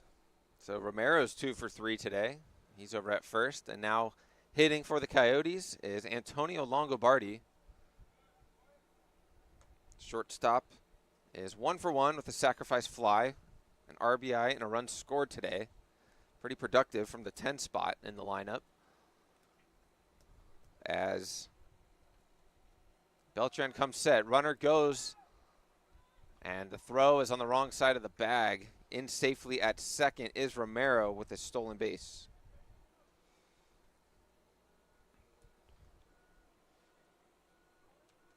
So 1-1 count for Longobardi. Checks the runner at second, checks him again. Big leg kick and fires. That one's outside for a ball. 12 hits today for the Coyotes compared to 3 for the A's. As they may be winless, but those bats were due to get hot.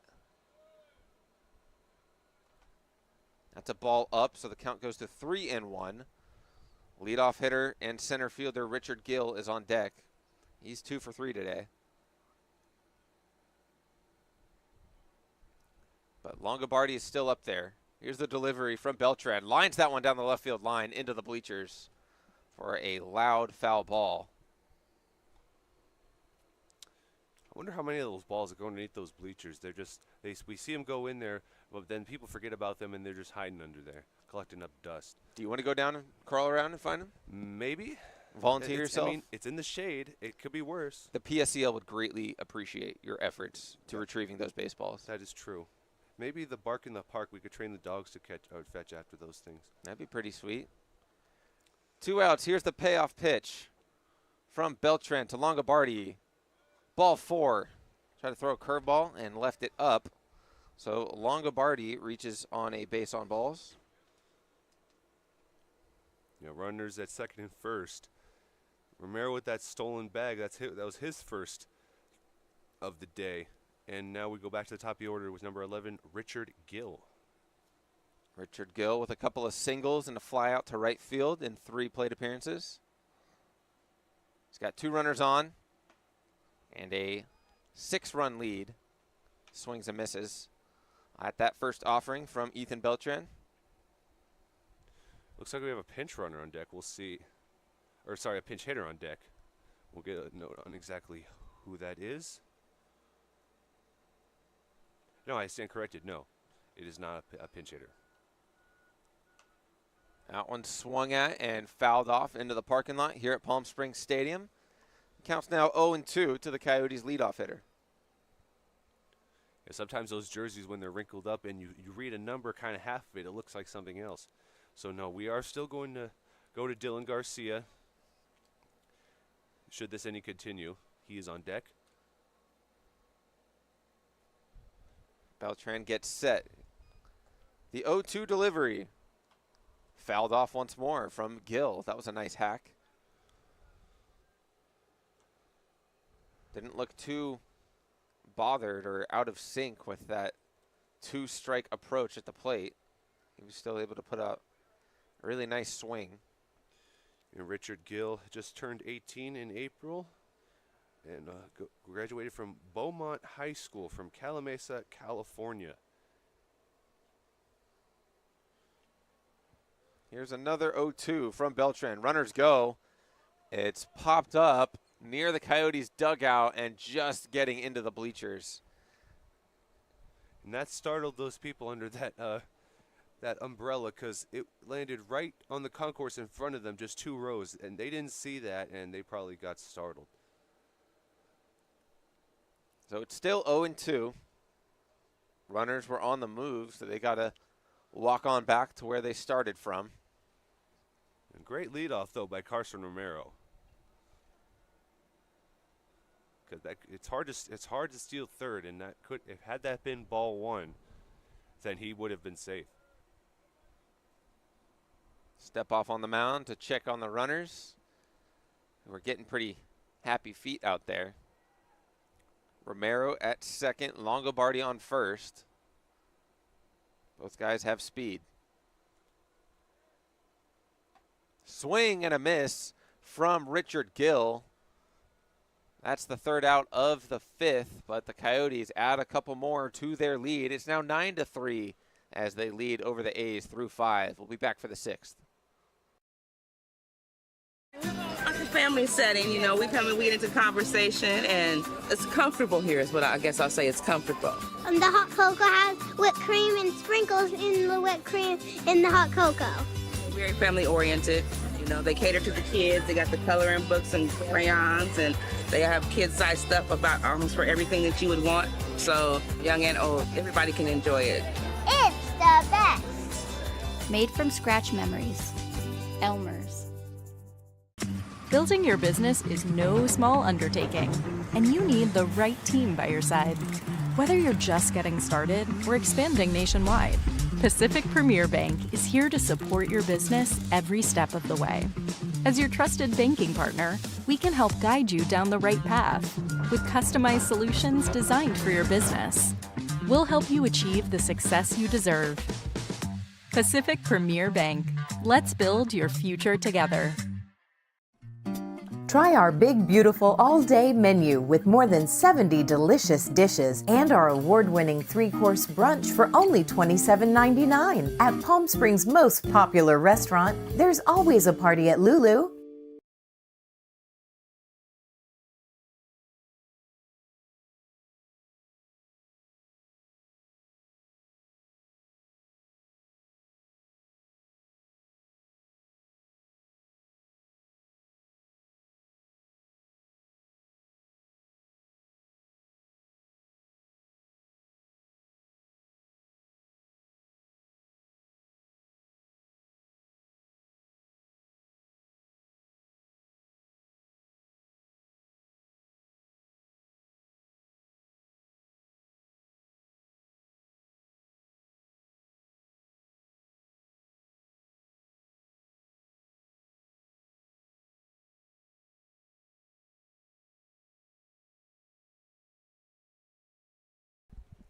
We've made it through 5 here at Palm Springs Stadium on the last game being played here at Palm Springs. This main field for the PSCL on this fine Friday. 9-3 is the score as the Coyotes jumped out to a 5-1 lead after 2 innings, and that's kind of been the difference of this game. Big swing and a miss for strike 1 to R.L. Chandler. Came into the game playing center field after McClin got the start out there. He had to come in and pitch, so Chandler went out there for a defensive substitution. He had a at-bat in the third, and he struck out looking. This time he goes down swinging on 3 pitches, so Zach Thomason picks up where he left off with a strikeout for out number 1 of the 6th. Yeah, he was off balance on 2 out of 3 of those swings because he was starting low and ending high. And on that third pitch, Thomason just said, I'm going to dot a fastball up high. That's because he's going to swing low. He wants to aim for the fences, and it worked. And there you go again. Nice breaking ball gets Fontenot out in front and over the top for strike 1. It's those breaking balls that fooled Thomason twice. Or, no, not Thomason, excuse me. Chandler twice in the previous at-bat, and there's ball 1. Fontenot grounded out to short in the first, and then he was walked in the third, stole second, and got stuck at third. Here's the 1-1. Ouch. That one got him right on that left elbow. So he reaches base again. This time by a hit by pitch, and that'll bring up Blake Browning. He's got a double and a walk today.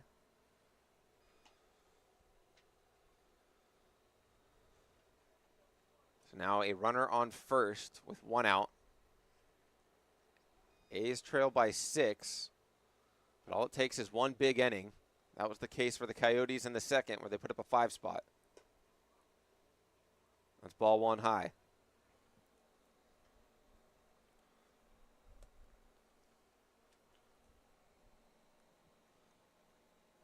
Blake Browning. Big presence in that right-handed batter's box. Looking for something to drive. Strike called on the outer half. That fastball just caught the edge. For strike one.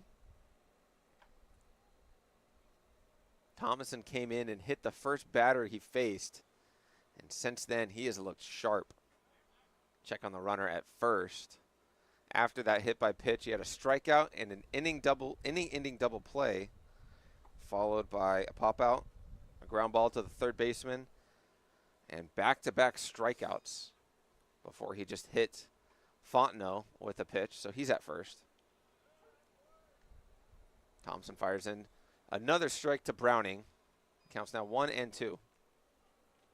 Browning, he had Ethan Beltran come in as a pinch runner for him in the third. He did not advance, and now Beltran's the pitcher, so he won't be doing that again probably. Long pause on the mound before Thompson steps off, and they're going to call it a balk. Taps his chest saying, "That's on me." So the first balk of the game.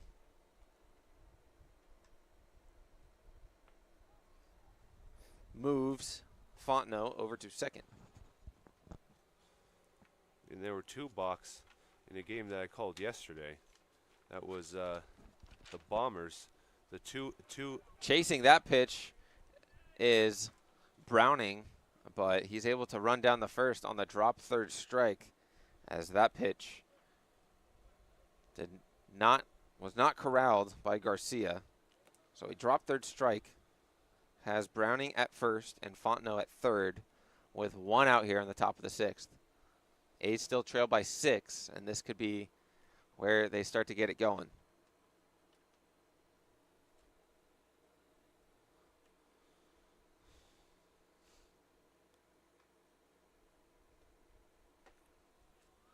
There's strike one to Logan LaBelle, the first baseman. It's 0 for 2 with a strikeout and a flyout. Here he is with runners on the corners and one out. Swings at that one. Hit the short. He fields it, gets it to second. Good stretch at first as the Coyotes turn the double play. The run does not score.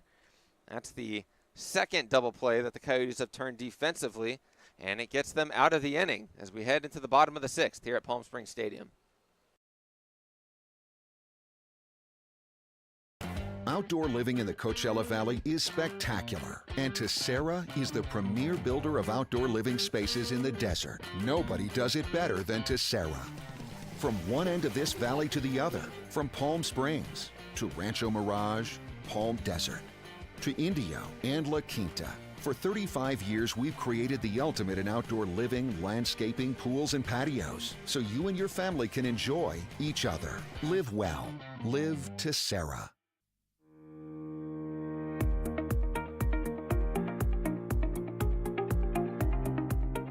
Hello, Power Baseball fans.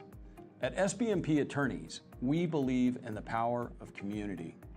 And that's why we proudly support the Palm Springs Power, our hometown baseball team. After a memorable championship season in 2024, capping off the team's 20th anniversary, we're all very excited about the 2025 Power team. SBMP Attorneys and the Palm Springs Power are two teams that are committed to excellence, community, and the spirit of winning. We'll see you all at the ballpark.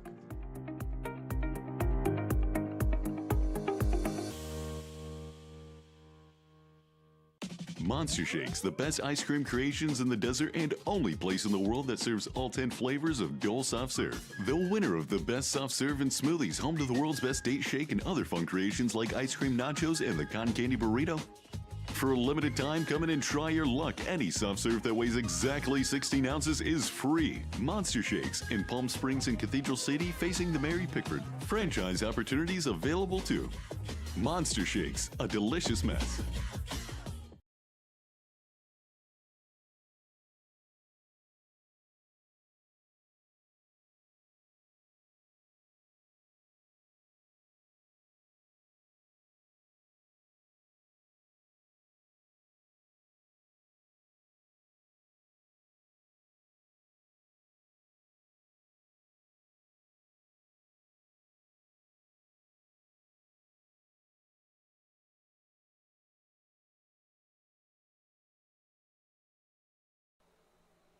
Here we are in the bottom of the 6th at Palm Springs Stadium. Coyotes still lead the A's by 6, 9-3 to be exact. On the mound for the A's, they have a new pitcher coming in from center field. It's going to be R.L. Chandler to come in, get some outs. First pitch swinging, and getting a base hit is Dylan Garcia. So that was a hard hit ground ball past the shortstop, Makoa Death, for a leadoff single. Yeah, Chandler coming out of center field, and now back to where he started is McClin. There's a lot of strange. That's a strange rotation. I've never seen that before in baseball. When there's a fielding change anywhere, infield or outfield, and then that same player who started and who's relieved goes back out at some point in the game. That one is in there out of the right arm of Chandler for strike one. He goes against Mason St. Hilary, who had an RBI fielder's choice in his last at-bat. We're going to have a pinch runner for the Coyotes.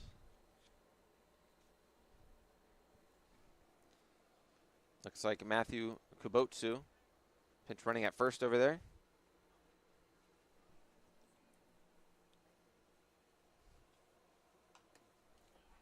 That one is swung at from St. Hilary, and now he's down 0-2 after he fouls that one off.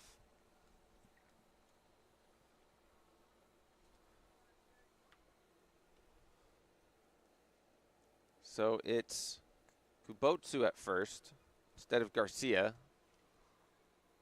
Here's the 0-2. Just missed outside. Nearly caught the outer half. 4-1. Kubotsu, here he comes in. Hasn't played yet in this game. A couple of times, though, this season in the PSCL. And St. Hilary goes down swinging over the top of that pitch for the first out. Yeah, sometimes in the PSCL, the pinch runner comes in. It's someone who was already in the lineup or made a defensive substitution. But Kubotsu right there, yeah, it's his first time seeing action today. That'll bring up Caden Horwood, who's 0 for 1 with 2 walks and 2 runs scored. That one's lined in between the shortstop and third baseman. Very similar spot to where Dylan Garcia put his leadoff single. So there's 2 runners on for the Coyotes now. That'll bring up Christian Areola. Or excuse me, it'll bring up Caleb Montemayor, the third baseman, who singled in his last at-bat. He's 2 for 3 today with a run scored. 1 out, runners on second, first and second. Ball pops out of Matson's glove, and they both advance. So now there's runners on second and third on that pass ball.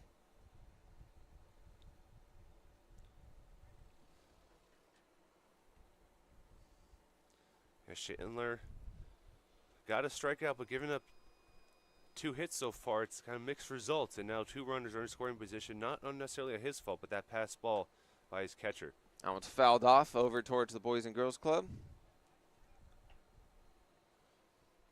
Montemayor has an opportunity to drive in 2 more Coyotes to extend their lead. It's 9-3 right now. You think 6 runs would be enough, but you never know how much insurance you might need. That one missed low. Looked like it was over the plate. Just needed another inch or 2. Right now, as it stands, yeah, they're up 9-3. It's the bottom of the 6th.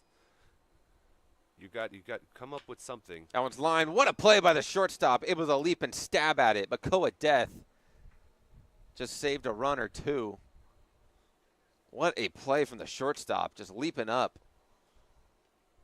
Doing his best Fernando Tatis Jr. impersonation.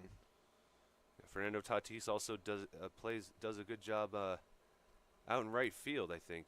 Isn't he also playing right field? Well, I'm just thinking of that one play that he made a few years ago when he played shortstop, where he made a very similar play. It was a hard hit line drive that looked like it was going to get to the gap before he just leaped up and took it out of the sky. So what a play from Makoa Death. That brings up Caleb Montemayor.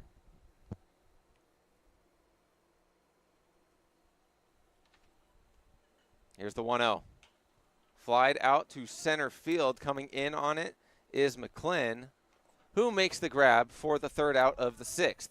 So no insurance for the Coyotes. They have a 6-run lead going into the top of the 7th, 3 outs away from their first victory on the year.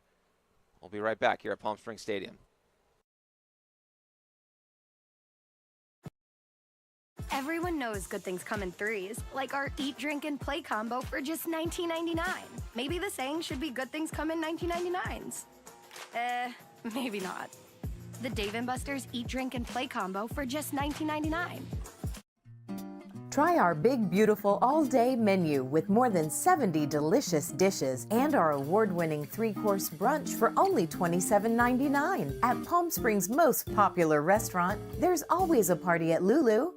Jessup Auto Plaza has been proudly serving the Coachella Valley since 1938 as your trusted family-owned auto destination. Now, electrify your drive with the Valley's most extensive range of electric vehicles. Drive the Chevrolet Blazer, Equinox, Silverado, the powerful GMC Hummer, Sierra, and the distinctive Cadillac Lyriq. Silent power, bold performance. Electrify your drive. Jessup Auto Plaza. Since 1938, the EV brands you love, the family you trust.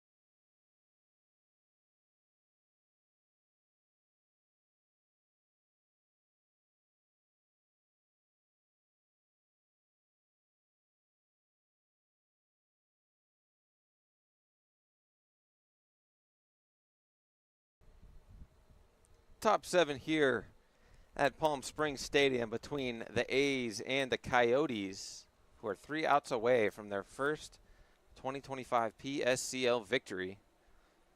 And what a way to do it, with a 9-3 lead over the undefeated A's, albeit we are still in the first week of the season. But it would be pretty impressive the way this game has gone to come out on top of the victory, as the new pitcher for the Coyotes will be Everett Babcock. Right-handed arm, comes in and falls behind 2-0 to the A's second baseman, Andrew Carnes. Carnes grounded out to second in the second inning and was hit by a pitch in the 4th. There's strike 1, counts now 3-1. Good hitters count for the A's second baseman. Swings at that one, lines it softly up the middle for a base hit. So he's on base to lead off the top of the 7th. And Babcock just graduated high school, not committed to currently to a college, but getting as many reps in as he can, hoping to earn a scholarship or some playing time. That'll bring up the A's backstop, Brady Mattson, who reached on an error and struck out in the 2nd and 4th. He watches ball 1. Carnes over there at first after that leadoff single. That was the 4th hit of the game for the A's, and it was their first since the 3rd inning, as Zach Thomason came in the 4th, 5th, and 6th and put up a bunch of zeros. That one's fouled off towards the A's dugout. 1-2 is the count to Brady Mattson.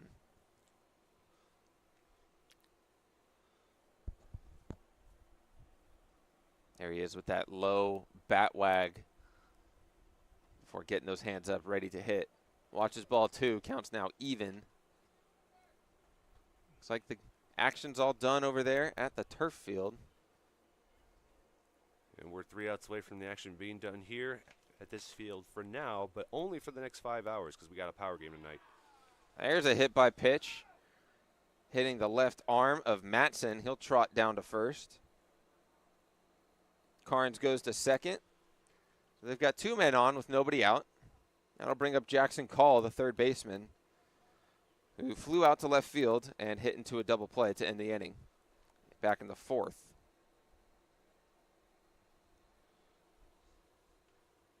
6-run ball game here in the 7th. A's not ready to give up just yet.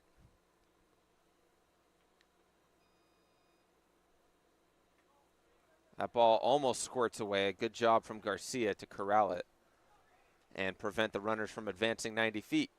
Yeah, we've seen many pass balls and wild pitches where the runners have advanced today, more than I care to count right now. It's one of those days, you know, the pitcher and the catcher on both sides just struggling to communicate.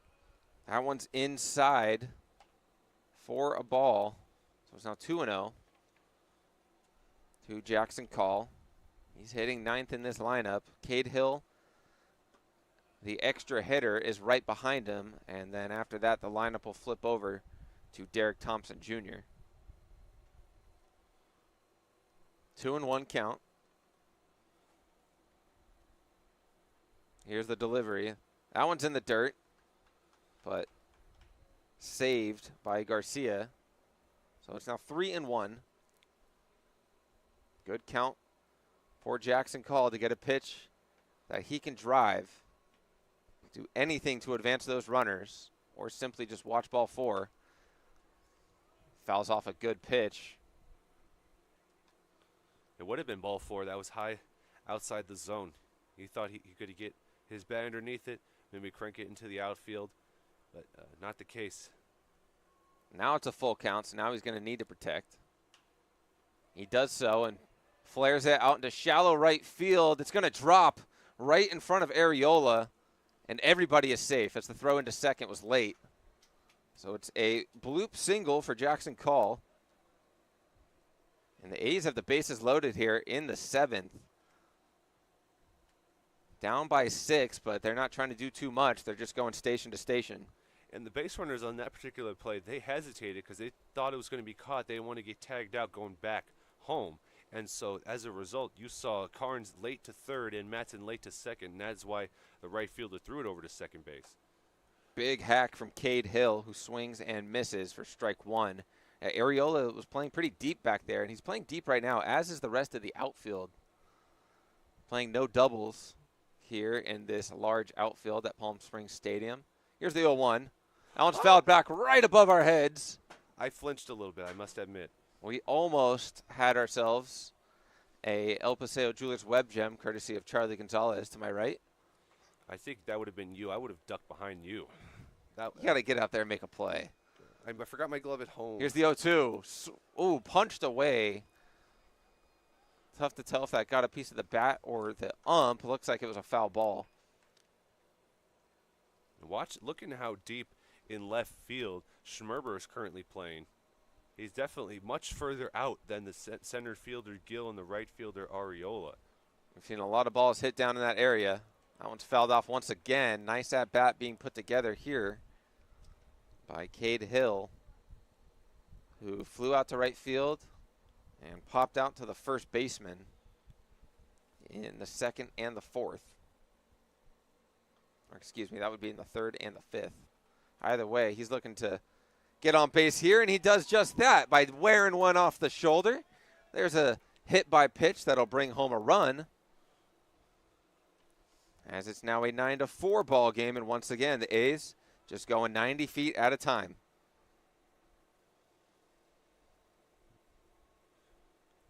Yeah, no outs here in this top 7th, and if you're trailing by 6 and you're the A's, this is the best start you could have hoped for. And right now, Babcock just slowly getting into a rhythm here, trying to find the zone. Has found it a couple of times, but his release point is what he's struggling with, and that is what the catcher is going out and talking to him right now. There's been a bit of a pattern in this 7th inning. It's been a single hit by pitch, single hit by pitch. So if history is going to continue at that pace, we're going to see a single here from Derek Thompson Jr. But we'll have to wait and see how it unfolds. Bases are loaded, still nobody out. 9-4 ball game here in the top of the 7th. leadoff hitter Derek Thompson Jr. is up to bat for the A's. He's 1 for 3 with a run scored today thus far. No at-bat bigger to this point than this one right here. Here's the 0-1. Thought about swinging, but holds back. Count is even at 1-1.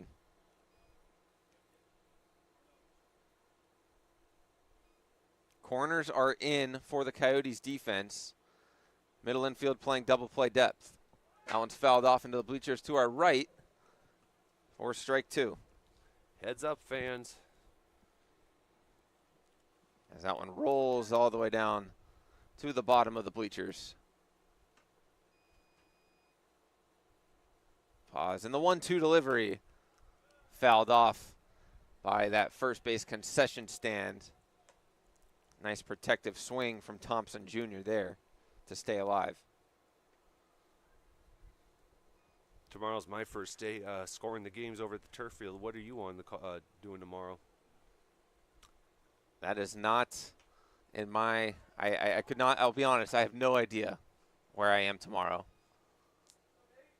I just know I'll be watching some baseball. There will be some baseball being played tomorrow. Oh, you're doing play-by-play for the Power, and yeah, so you got come in around 1 o'clock. Enjoy, do play-by-play with Justin against game 2. Against Here's the 1-2 in the dirt, squirts away. Everyone's going to advance 90 feet. Another run comes home to score. It's now 9-5. Now there's 2 runners in scoring position and a 2-2 count for Derek Thompson Jr. Yeah, that wild pitch bounced off the dirt and went right underneath the legs of the catcher. That's Garcia. And the woes continue right now. The Coyotes still looking for their first out. Nobody warming up in the bullpen down that third base line for the Coyotes, so this might be Babcock's inning to get out of. His team still has a 4-run lead, but there's 2 runners in scoring position. Thompson lines that one to short. Longobardi took a stab at it. Nice stretch by Horwood at first, but that fielder's choice brings home a run for the A's, but for the Coyotes, they get that all-important first out.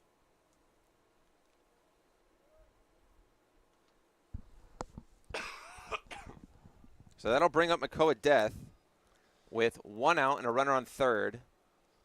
What's now a 3-run ball game. 3 runs have come across and scored for the A's in the top of the 7th. There's only 1 out. Yeah, they cut their deficit in half, and this is exactly what they could have hoped for. And the last thing you want as a team who's down in your last attempt. As that one's chopped to second, and it gets by him. Another run's going to score. Makoa Death is in at first. That's going to be ruled an E4. And it brings home another run. Jackson Call comes home to score, and it's a 2-run ball game. Yeah, 7 total errors today, and as I was saying before, the last thing you want if you're trailing, it's the last time at the plate is for you to get your hopes up and then them come crashing down. But right now their hope just keeps increasing. That pitch catches the outer half of the zone from Babcock as he goes up against the 3-hole hitter for the A's, Brady McGlynn, who's back in there after bouncing back and forth between pitching, center field duties. His last at bat was back in the first inning when he flew out to the center fielder, Gill. Since then, Chandler's had a couple at bats in his spot, but here he is in a crucial spot in the game, lines that out to left field. He moves in on it, and now it's over his head. That's going to be a double. Runners held up at third, so we got second and third, representing the tying run at second, as the A's have a 7th inning rally going. You got to just think, what the heck is going on? You got the tying run in scoring position, and now it's Babcock who's feeling the heat. His coach is going to go out there and talk to him. We'll Very see. surprised that nobody is warming up out in that bullpen. And he's done. Oh, he's done. There he is. So they're just bringing a guy in from the bench. It's going to be Merrick Sampayan, the lefty arm coming into pitch. And we're going to take a quick break while the new relief pitcher comes in to try and preserve the lead and get the win. We'll be right back.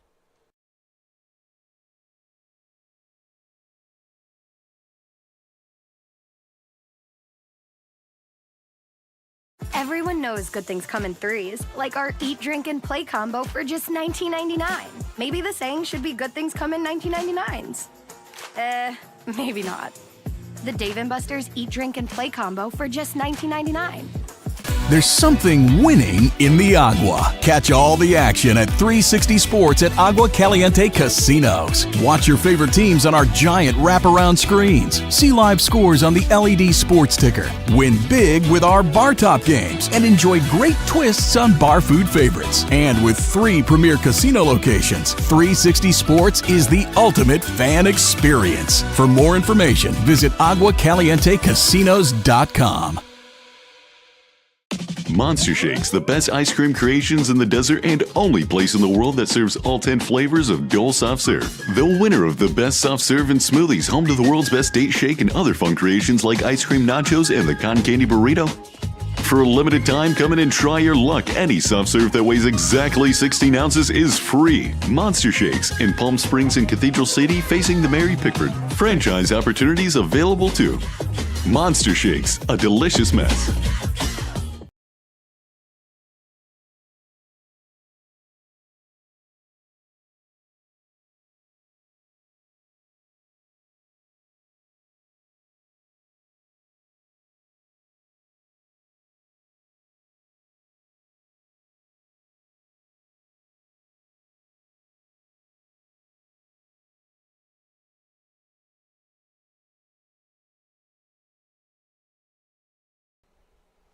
New arm on the mound for the Coyotes. It's going to be the lefty Merrick Sampayan.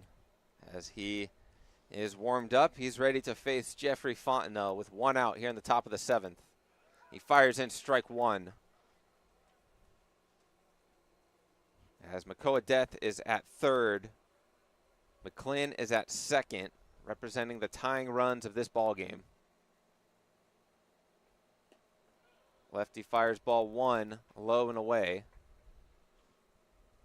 It's been a wild 7th inning where the A's have put 4 runs across the plate so far.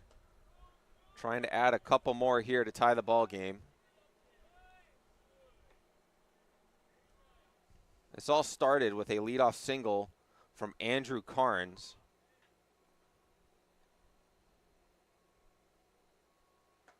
That pitch is outside.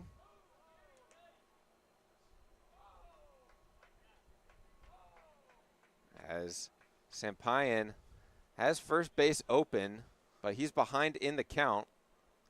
3-1 with Blake Browning on deck. That one's hit high into right field. Under it is Arriola. Tagging and going home is Makoa Death. He's going to score standing. So it's now 9-8. It's now a 1-run ball game. And it's Braden McClin out there at 2nd, and Blake Browning at the dish, trying to tie this ball game. Yeah, we were talking in the break in between innings. You know, how do you get something going here? You know, you're down to your last 3 outs. You're down by 6. The A's come up with some winning formula, and they're so close to tying this game. That one's in there for strike 1 to Browning. Browning has a double, a walk, and a strikeout, but he reached base on that strikeout on the drop third strike. That was in his last plate appearance. Watch his ball 1 here. If you're just joining us, you missed a really good lead up to where we are now. It's 8-9 here in the top of the 7th. The A's have put 5 runs on the board this inning alone to make it a 1-run ball game. They only have 6 hits, but they've brought 8 runs across the plate to score. They're getting out hit by the Coyotes by 8, 14-6, but it's still a 1-run game. That ball is up. Patient plate appearance right here for Browning, as he has a 3-1 advantage. Logan LaBelle is on deck.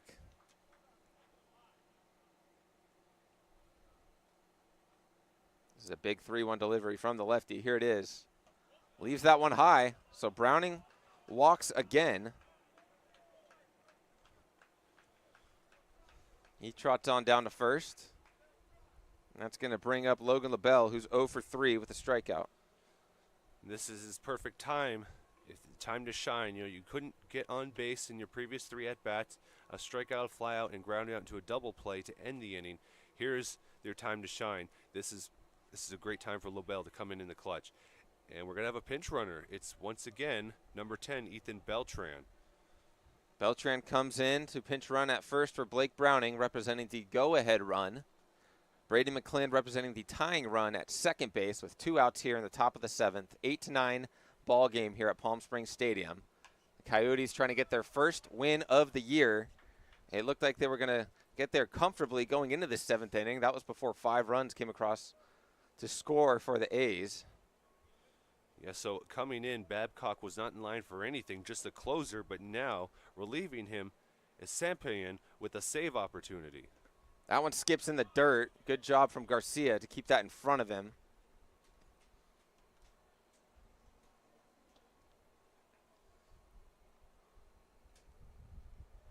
As it's coming down to the wire here in the late innings. I mentioned that the A's yet to lose a game. Coyotes have yet to win a game. An unstoppable force meets an immovable object here on the diamond. Here's the 1-1 delivery. That ball's high for ball 2. A lot of patient approaches for the A's hitters in this 7th inning. Mentioned that 4, 5, and 6 when Thomason was pitching. It was a whole lot of zeros. That's a big hack. Swing and a miss from LaBelle, so now it's 2 balls and 2 strikes. They're down to their final strike. Sampian 1 pitch away from getting his team to victory. Runners go. That one's lined into the right center gap. 1 run's going to score to tie the ball game. Going from third and coming in to score the go-ahead run as the A's come all the way back. They score 7 in the 7th, and they lead 10-9 over the Coyotes. And what did I tell you, Logan LaBelle? This was the chance, the opportunity he had to come and do something special, and he did just that. The A's scoring 7 runs in the top of the 7th, just as narrowly escaping the jaws of defeat. Now, there still is going to be the bottom 7th, but what a rally. This is the best comeback we've seen in PSCL so far this year. The A's have batted around here in the 7th as Austin Carnes, who led us off with a single, is back up at the plate.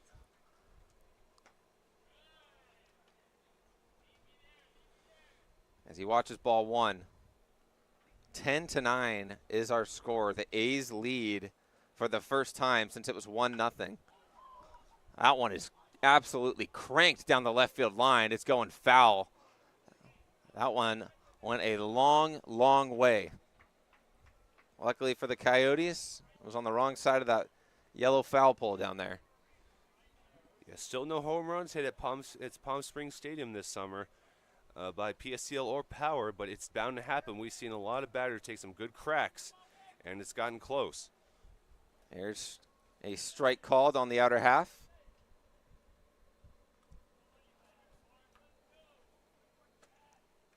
Here's the delivery. That ball is high. So another good at-bat from an A's hitter. This one from Carnes, who, as I said, is up for the 2nd time in this inning. He already got on base with a base hit, came around to score. He's up to do it again. That ball's in the dirt. Trying to get to third, and in there is LaBelle. Advancing on the pass ball. Full count, 2 outs, runner on third, and a 10-9 ball game as the A's have come all the way back. They were down 9-3 coming into this 7th inning. That one's chopped way over the head of the first baseman. He's able to back up and get it. Diving into first and safe in there is Carnes, and a run is going to score. It's now 11-9. But so that bounced off the infield grass and fielded by a second baseman, but he's not safe in time, so that's going to be another hit. And the plane just keeps piling on for the Coyotes. An RBI infield single for Andrew Carnes. That's his second hit of the inning. He led us off with a single. He gets another one here as there's 2 outs. 11-9 is the score. The A's have scored 8 runs in this top of the 7th. Yeah, for a split second, I thought that was a pop-up, but ever so quickly, it bounced on the ground, and so for a second there, it took me a second to comprehend what just happened. Braden Braga coming in to pinch hit for the A's. He comes in the spot where Brady Mattson was hitting, the 8-hole in the lineup. As there's a ball.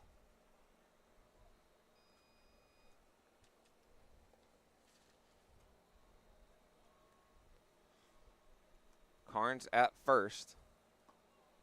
Tries to get a sizable secondary.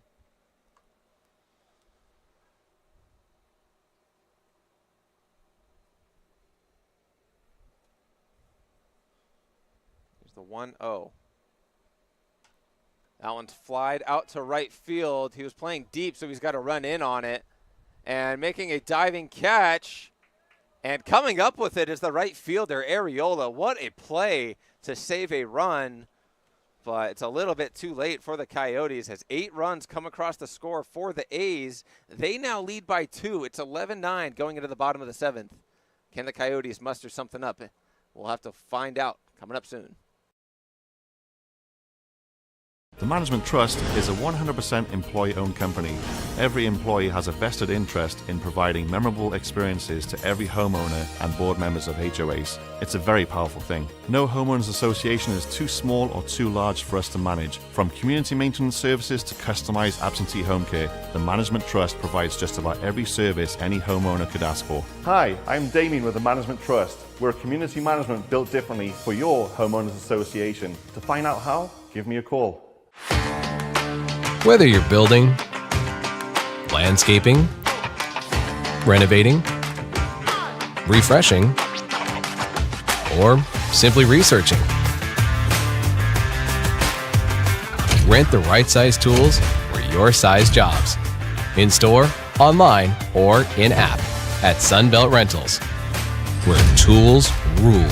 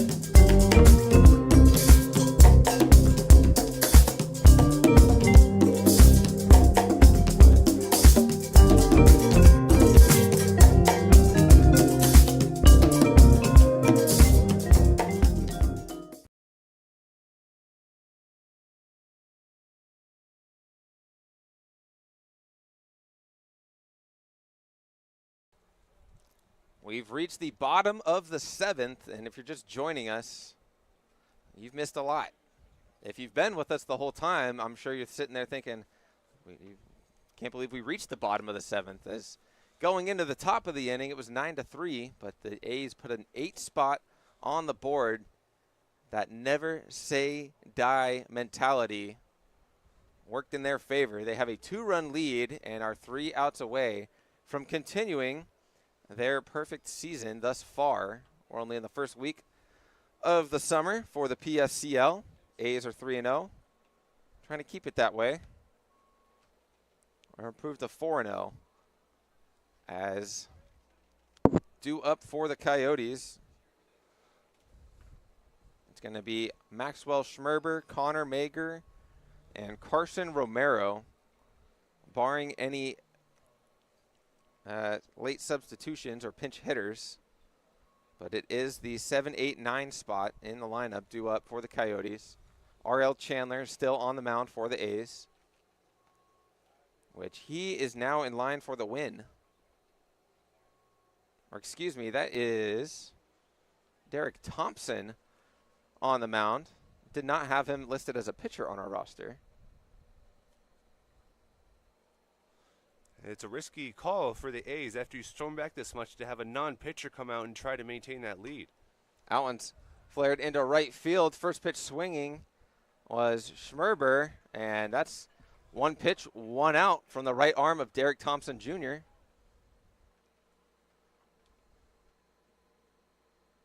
As that's going to bring up Connor Mager, who is 1 for 3 with a RBI, a double, and 2 runs scored.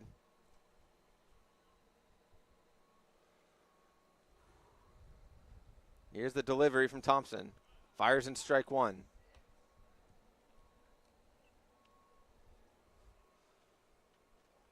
Good motion from Thompson Jr., College of the Desert guy.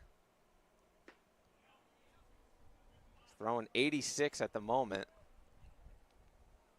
That one just missed, though. Keep in mind, this game started a little bit behind schedule, about 12 or 13 minutes. Excuse me, after 11:30, and now we're 13 minutes after the 2 o'clock usual deadline to end this game. So it looks like they're going to just let this game finish, even though it's gone over. The Coyotes are the home team, so despite that huge inning that kept up this game, hold up a little longer, and despite that, they still get a chance to go put some runs across the board to win the game. Swing and a miss from Mager for strike 2. There's a few last inning surges I can think of that are comparable to this. One of them was the Nationals coming back to beat the Mets in early September of 2019, which was a big reason why they got that last wild card spot in the 2019 playoffs. And it was a 10-4 lead going to the bottom of the ninth for the Mets. And Kurt Suzuki walks off with a 3-run blast against Edwin Diaz to win 11-10. 2-2 count with 1 out here in the bottom of the 7th. Coyotes trail by 2. Here's the delivery. Half-hearted swing and a miss from Mager. He goes down for out number 2.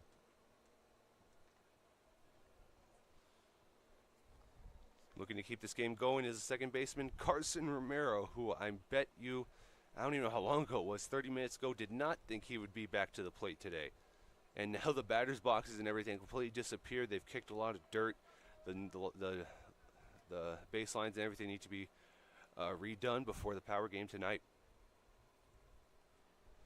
Here's Carson Romero representing the last opportunity for the Coyotes. They have out-hit the A's today. Just couldn't lead in the one category that matters most, at least not until this point. Yeah, not in that last inning. Part of that's going to go on Babcock, and another that's going to go on coaching. Just putting a guy out there didn't quite seem ready. Who just felt out of it. Well, they had Thomason in there who went 3 innings pitched, no hits, no runs. Hit a couple of batters, but he had 3 strikeouts. Those 3 consecutive zeros on the scoreboard or courtesy of him, he just needed to go out there for another inning. I don't know if he had another inning in him. I'm not sure what the pitch count was for Thomason. Yeah, after that, Thomason had only pitched 36 times. And compare that to Aaron Perez, who pitched 59. So, you know, it definitely could have, but I think it was the coach that thought, you know, we're up by 6. Let's give someone who just graduated high school a shot, and it didn't have his best day. Here's the 2-2. Chopped to the shortstop, takes a funny hop and gets through his legs. As that one had some English on it, it was bouncing all over the place. And Makoa Death is going to get ruled with an E6. Now the tying run coming to the plate, it's Antonio Longobardi. Longobardi has had a pretty decent day from the 10-hole spot. He started off with a sacrifice fly and an RBI in his first appearance. Then he singled and came around to score, and then walked in his third. So he's reached base safely twice, drove in a run, scored one himself. Made a couple of nice plays over there at shortstop for the Coyotes as well. So here he is, representing the tying run for the Coyotes. Swings at that offer from Thompson Jr. and fouls it off. 4 strike 2.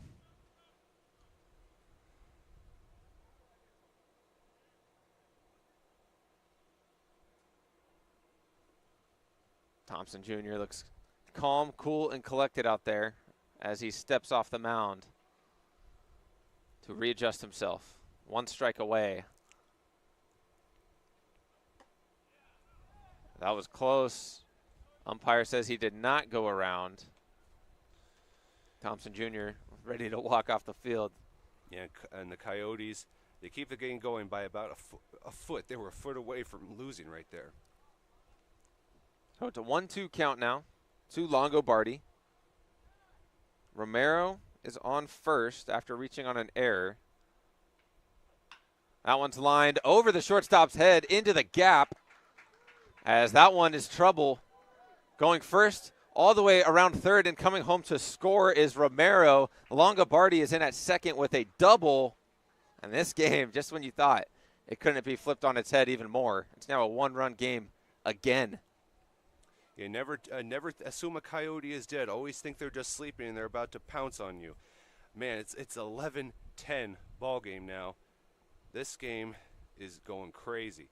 And this, it felt like after an 8-run surge like that, you got to think deep down that the Coyotes just felt dejected. But that's not what's going on. They still have life. And with Thompson retiring the first 2 batters, one of them on a strikeout, and then giving up a hit, it's definitely tough for him. Now, keep in mind, it's not necessarily all his fault. That E6 kept the game going. That was routine. And now you have the tying run scoring position, the winning run at the plate. Here is Richard Gill, the center fielder for the Coyotes, who's 2 for 4 today.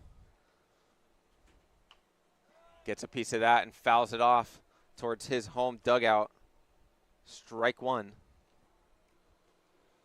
So here's how it is now, and these numbers are crazy. 11 runs for the A's, 8 hits and 5 errors, and then for the Coyotes, 10 runs, 15 hits, 3 errors. It's one of those box scores you only see once in your lifetime.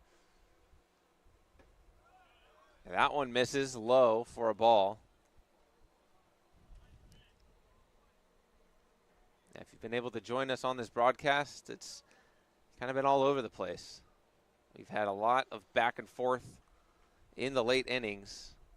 A couple of big innings for each team, but none as big as the 8-run 7th inning for the A's.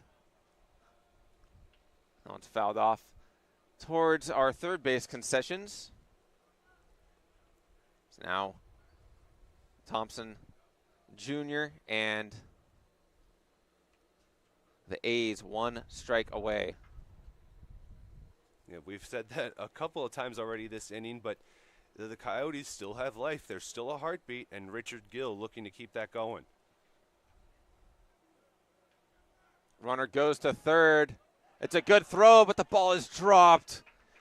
The throw beat the runner, but Call was unable to hang on to the dart from Matson, or excuse me, there was a new catcher back there for the A's. I believe that's Braga. Yeah, Braga's catching, and we didn't get numbers on who's in left and center because that means Thompson was a left fielder. I mean, someone else is out there. I think it could be actually just him and Chandler switching spots.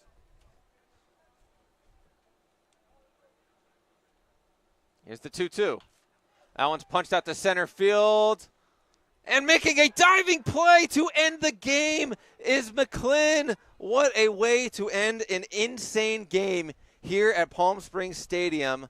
One of the PSCL games of all time ends by a final score of 11-10. A's stay undefeated, and they do so with an 8-run 7th inning and a couple of web gems out in the outfield. Wow, what a game. And, you know, the Coyotes had their first win of the season in the palm of their hand, and they let it slip away. They fall to 0-3. The A's improved to 4-0, winning on the most improbable game. And as we say that, there goes the sprinklers ahead of tonight's game, which will kick off in about 4.5 hours. But my goodness, what a game.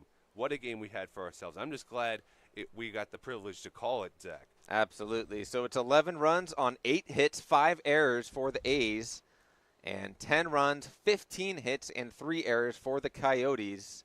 But it is the A's who win a 1-run ball game.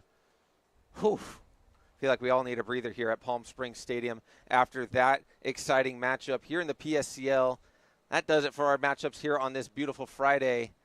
As Charlie mentioned, we've got a power game tonight, taking on the Inland Valley Bucks. That'll be at 7 p.m. You can tune in at Fox Sports 1270 a.m., or you can get on our YouTube and check out the stream. That'll be on Palm Springs Power YouTube channel. But from Zach Durham and Charlie Gonzalez here inside of the Agua Caliente Casino's press box, thank you for joining this broadcast. We'll see you next time.